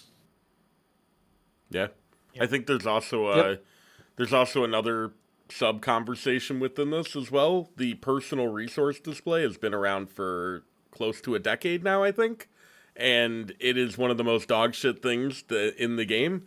And I feel like if that's the foot forward that they put on when it comes to UI and what they care about, what they think players care about, I don't really have much hope for the CD manager or any of these products in general because it's like, the personal resource display right now, it is one of the worst functionalities in the game. They added to it in beta. I don't know if you guys have seen this. The personal resource display now also tracks the externals from other classes, so you can see power infusion and some of the aug buffs. I think blessing of Sack, it shows up in there and stuff like that. and it shows up underneath your HP and mana bar in it, which is underneath your resource. So you've got a throughput thing, you've got a defensive thing, and then you've got external thing all in this one tracker, and it's not, you can't separate them. You can't put them where you want. You can't yeah, it's just when it comes to customizability, I don't think, I think WoW is gonna about to go from like one of the best games, like one of the gold standards for user customization, to like a mobile game level of customization. Like it's gonna be really jarring, I'm afraid. Yeah, I don't know like the extent that like add-ons will be able to do, but like, I mean, one of the most obvious examples that I've heard like being brought up a lot, and I'm like, wow, this is actually not in the game. I didn't realize was the fact that like your cooldown manager, you cannot split things up. Like you have the main like, the bar, whatever you want to call it, the space, and then that's it. Like, you can have like another one for like utility field, but you cannot split the main one to be like, oh, I want one square here and one square here and one square. No, no, it's like one thing and it's consolidated, and you don't have an option. I will say the one hope is like I'm gonna post something in like the chat that we have. This is on beta. This is a guy who used to be in my guild. He's now a Raiden XZ. Shout out Neff. He made this is in beta. Like this is all an add-on. And that looks really sick, right? Like that gives me a bit of hope that you can recreate something like this purely using add-ons on beta to basically be what we have on live with WeakAuras. So I do wonder, like, yeah. They recently made resources unprivated, or unsecreted, rather. So, for example, your fire blasts, you can now customize how they're displayed. So you can do like what he's doing there. You'll be Is able that to a make a bar resource, out of though? To them. be fair, Fire Blast wouldn't be. Yeah, it would be Oh, yeah, arcane you're right, charges, yeah. mana for fire. It would be mana for frost. It would be Yeah. mana. And it's like, okay. Yep.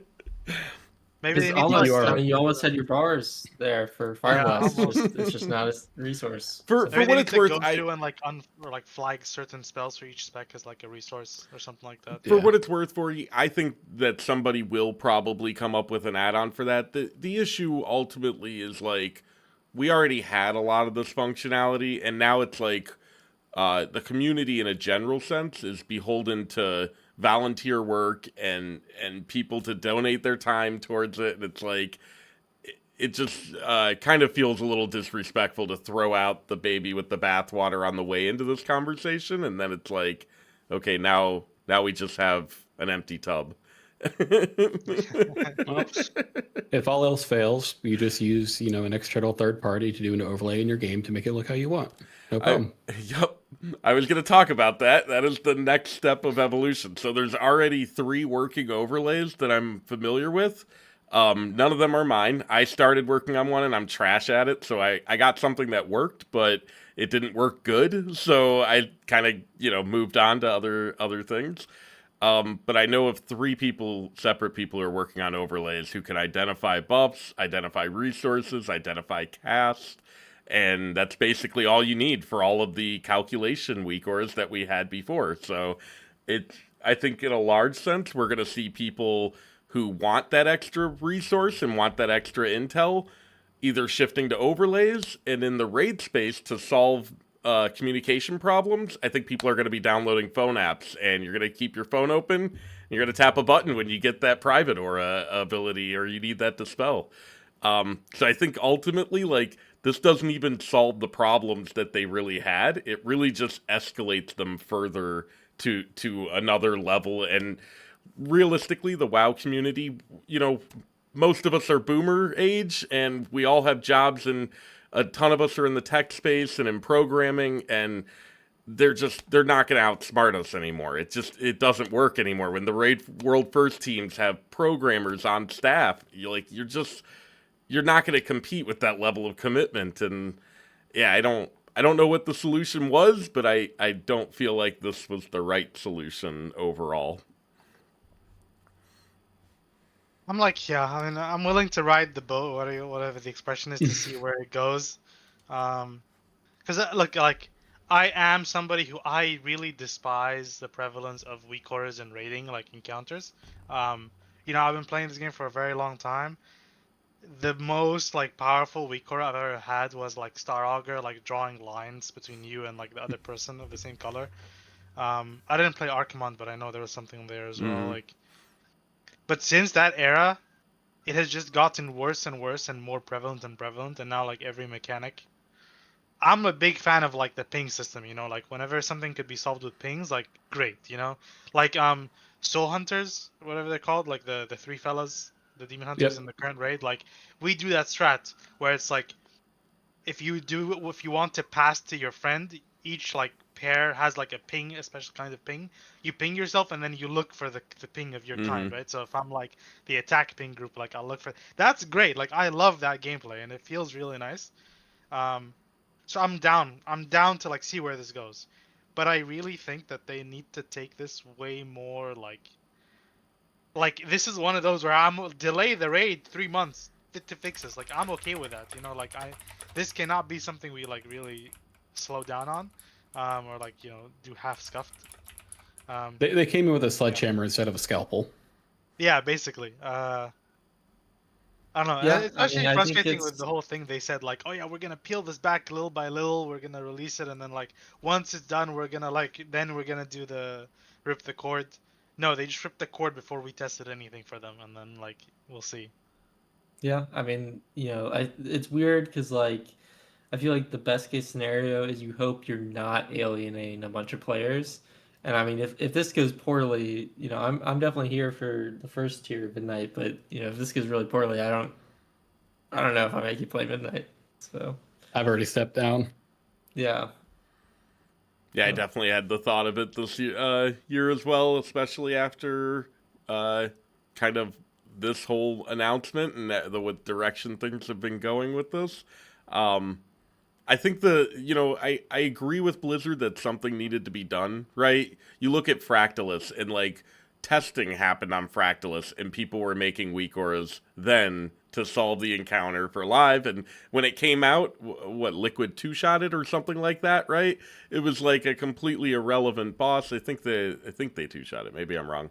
But no, they took a while because then They're they Rico. tried one they're taking weak and aura. then Okay, okay.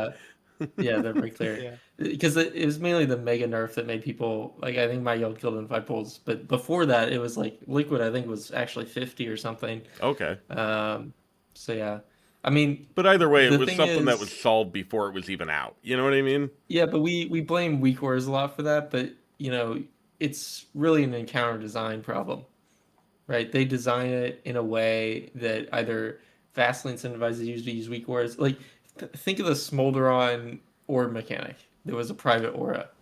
Like, come on, no one in their right mind was ever going to do communication with that. Like, there always had to have been a way around it. And then you look The at fire rack intermission balls, bro. Like yeah, what like the fuck? that's not something that you can expect players even with more time or without if you tried to completely remove access to recourse, they're not going to be able to do that.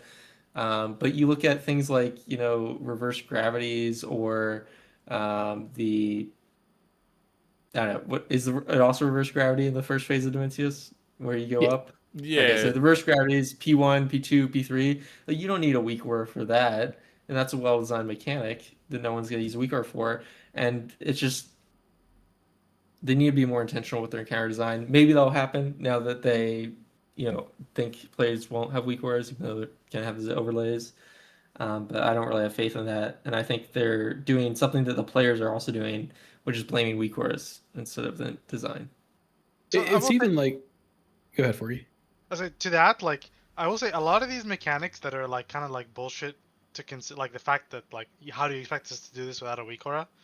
If you add like a couple of seconds, a lot of these are like pretty doable without a weak aura.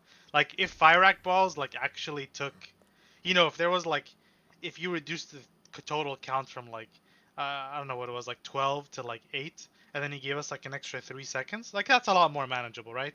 Same with the Smolderon balls. Like if you had an extra like 2 seconds per ball to pop them, you're not gonna need a weak aura. You can just communicate like, oh, I'm going, like, or something like that. So I have a bit of faith because in the past, like we didn't have these weak aura bosses. So I believe the vision that like, okay, maybe there is an arms race going on between design and weakers. But It's yeah, even like the innocuous stuff, right? Like Mythic Plus, last boss room of Priory. Can you imagine trying to coordinate all those kicks without knowing your teammates' kick cooldown?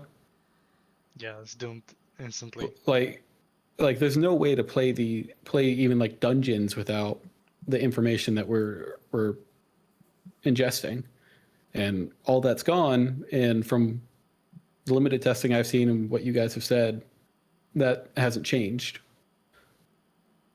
I think that's the biggest concern everyone has, right? Is they strip out all of the functionality, but they still design the encounters the exact same way, and it's like we're gonna get to Ovanax, and there's just gonna be 500 guilds hard walled on Ovanax because they can't coordinate in the four, what was it, 6 seconds or something on release to get everything lined up right for that. Um, yeah, Mana's absolutely right. It does go back a lot to encounter design. I think about Neltharion, right? That's the one I think where a lot of this shit started to spiral out of control, where people started to be like, okay, there's a lot of power in these weak auras to drive this stuff. And like a lot of Neltharion was like, we just needed another 3 seconds in the last phase to find our spots, right? Or we just needed a little smaller on the ring, so there was a little bigger of a safe space for people to hide in the early phase, right? Yeah, it goes. A lot of the responsibility is on Blizzard, but they're not taking it, so we're gonna lose weak auras. That's how that's going. So I That'd be think, interesting. yeah. I'll definitely look forward to seeing how it goes. Um, so I think that probably wraps up most of our discussion here. We've kind of touched on a lot of topics. Do you guys have any other, thoughts you want to send us with or specifics here? Yeah, Spellfire spheres are still off center. Also, if people are campaigning so much to make icicles have a glyph to not show outside combat, please let's do the same thing as Spellfire Spears. Those things are ugly. So and glyphs to reskin them purple would be appreciated from the arcane community once again. I would like them to like speed up the Spellfire Spears out of combat even more. Like sometimes yeah. on a wipe and do like especially if you're in like farm, you wipe and you go again. It's like we're getting a little close on me actually generating all 5 of my Mm-hmm. spears. And for Glacial Spike for Frost, you're actually generating icicles like very fast, which is especially nice for that between packs of M plus. But yeah. Okay, Dude, when the on that timer note, is 30 seconds and I'm like, oh, I'm in the wrong build. Too late. Like, Yeah, you can't change Yeah. that. So on that note, please make minute 30 specs reset on fucking True. wipes. If I have to Just hear my reset 'em evoker all. say one more time, my defenses aren't up, we can't pull, I'm gonna scream. That's a good point. Since Ray's a 1 minute CD and has 2 charges, if I use both Ray charges and then we wipe, am I gonna say, "Hey guys, let's wait 2 minutes"? Yeah, it's over for You you. should Buddy. test that real quick. Yeah. Yeah, please fix that. Just reset What about everything, you, Billy? right? What about you, Billy? You got anything to send us away with?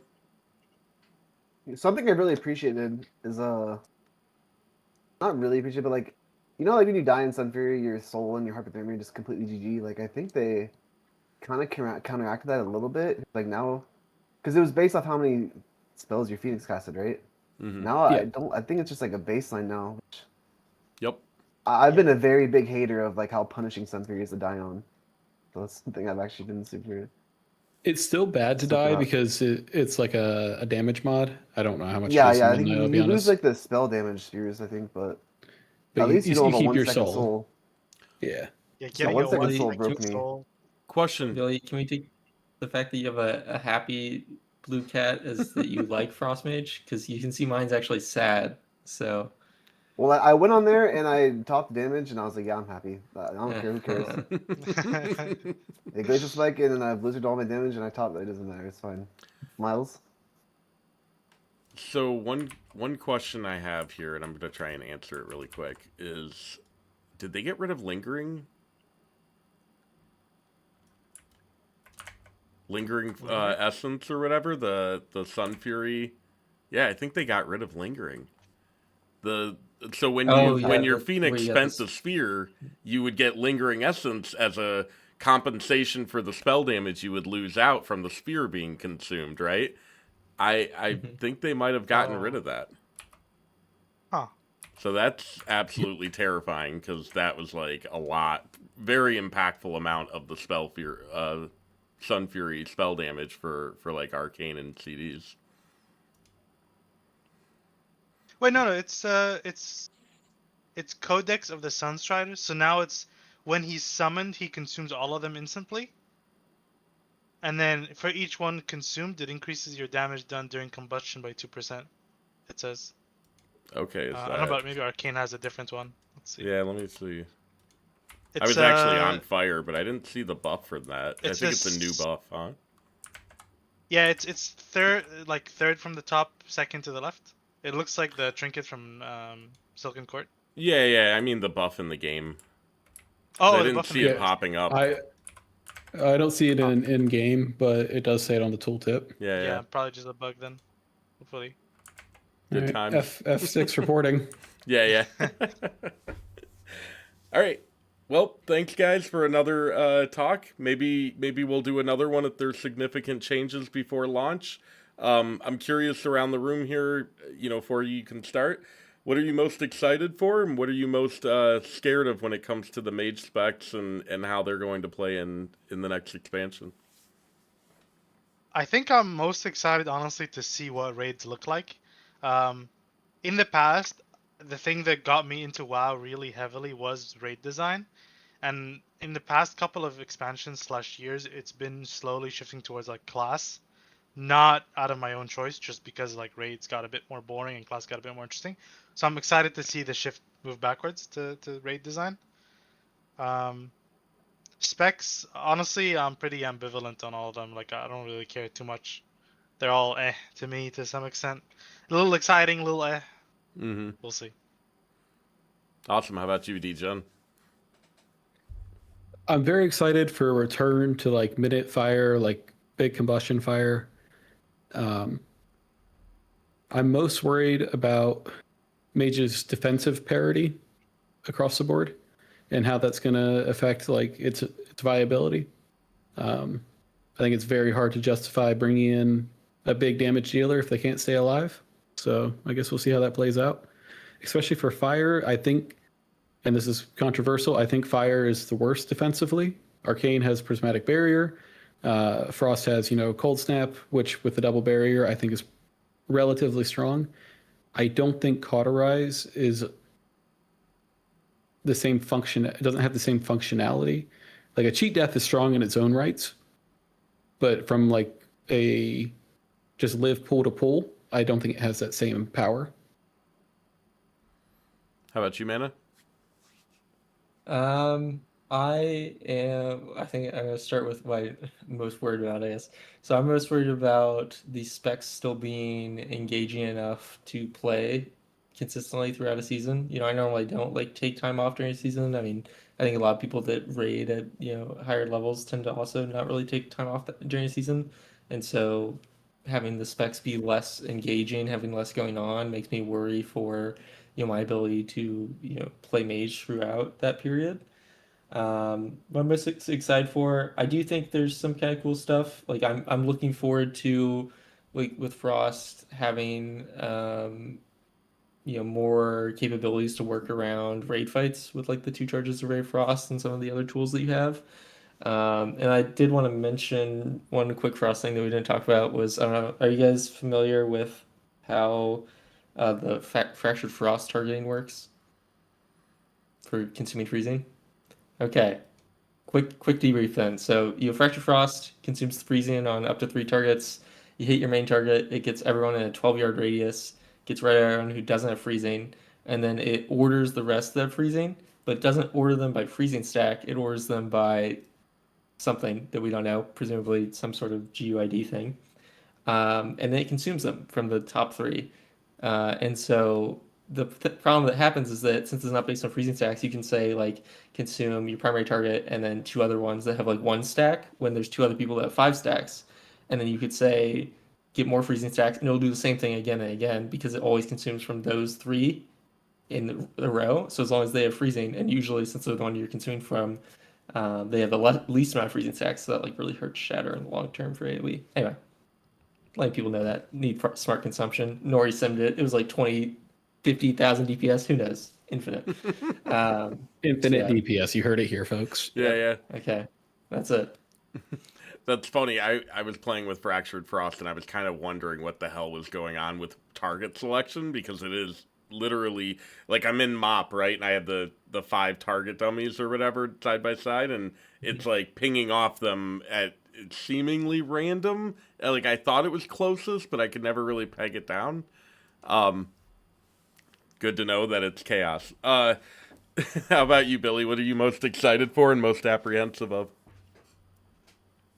Excited for it. It's like I guess it's little things like the little gameplay things. Like I know what Orb took a loss because we don't have CDR from Blizzard anymore, but I'm really happy that it follows its target at least. Like that's something I've wanted since Legion.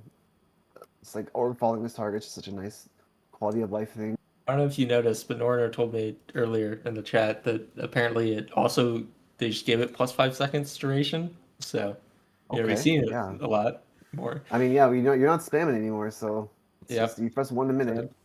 But and worried about, I guess it's also along the lines of little gameplay things where I think Forgy said it, like Frostfire Bolt not critting feels completely terrible. Or empowered Frostfire Bolt not critting feels completely terrible to me.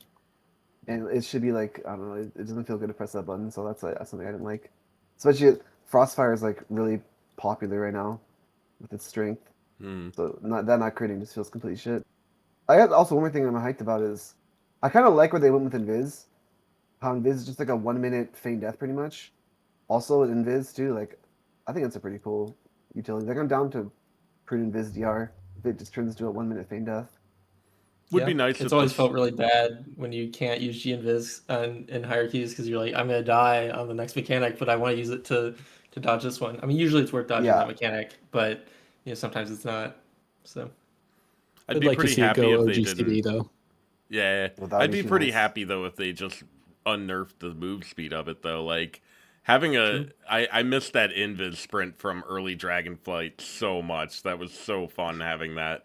And the 1 minute kind of makes up for it, yeah, but yeah, nothing beats like Zymox on Nathria doing the 5 minute invis sprint for 90% movement speed. It's like, Yep. yeah, I'll take the far seed, but yeah. And then alter back for funsies. I gotta say, it's I, especially once you like start doing Shadowlands dungeons again. I started missing like Door Shadows in Soul Shape. I'm like, damn, I wish I had that, but Just play So Blink. You'll be able to blink more. Don't worry. yeah, so true.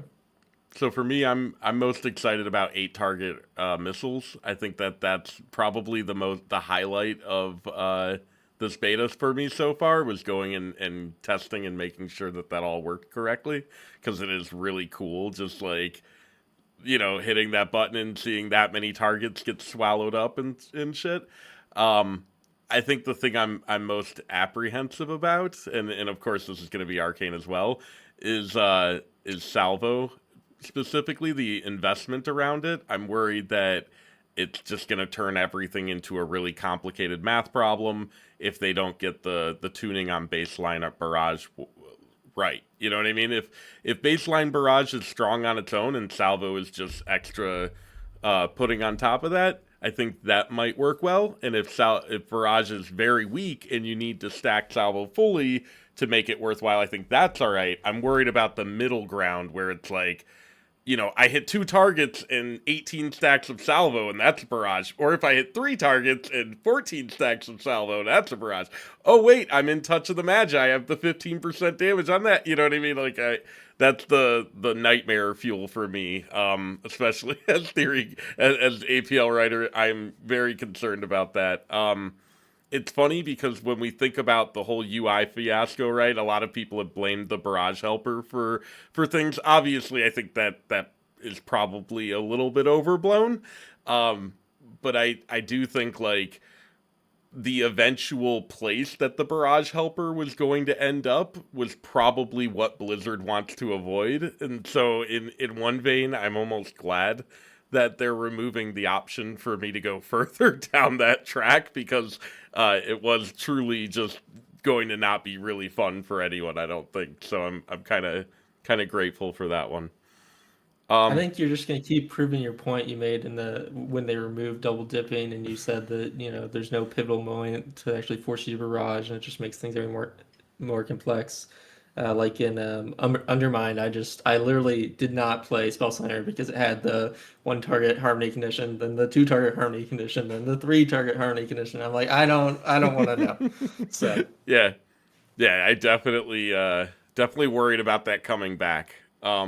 Hopefully impetus is enough to drive the train. Hopefully there's something outside of the barrage percentage damage to drive the train, right? But we'll have to wait and see. All right, so I think we're probably good to stop. You guys agree? You guys want to shout out for Yeah, you want to Arcane do any APL shout thing outs? first. What's Yeah, that? shout out Forum's Arcane APL stream right after this. If you Oh, want to yeah. see this degenerate gameplay that he's talking about live, 5 minutes for now. Yeah, probably longer than that. I'm gonna grab dinner and then maybe in like 30 minutes or something, I'll flip the stream back on for that. But yeah, if anybody wants to hang out, I'm gonna do the initial Arcane APL right.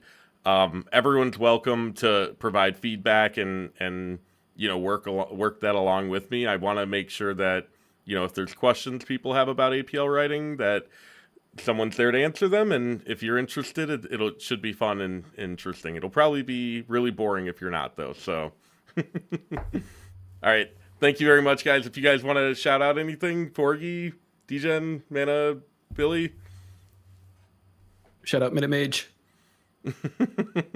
Shout out Frost Mage and the Frost Cats. shout out Warlocks, the true main character of World of Warcraft. Yep. All right, guys, thank you very much.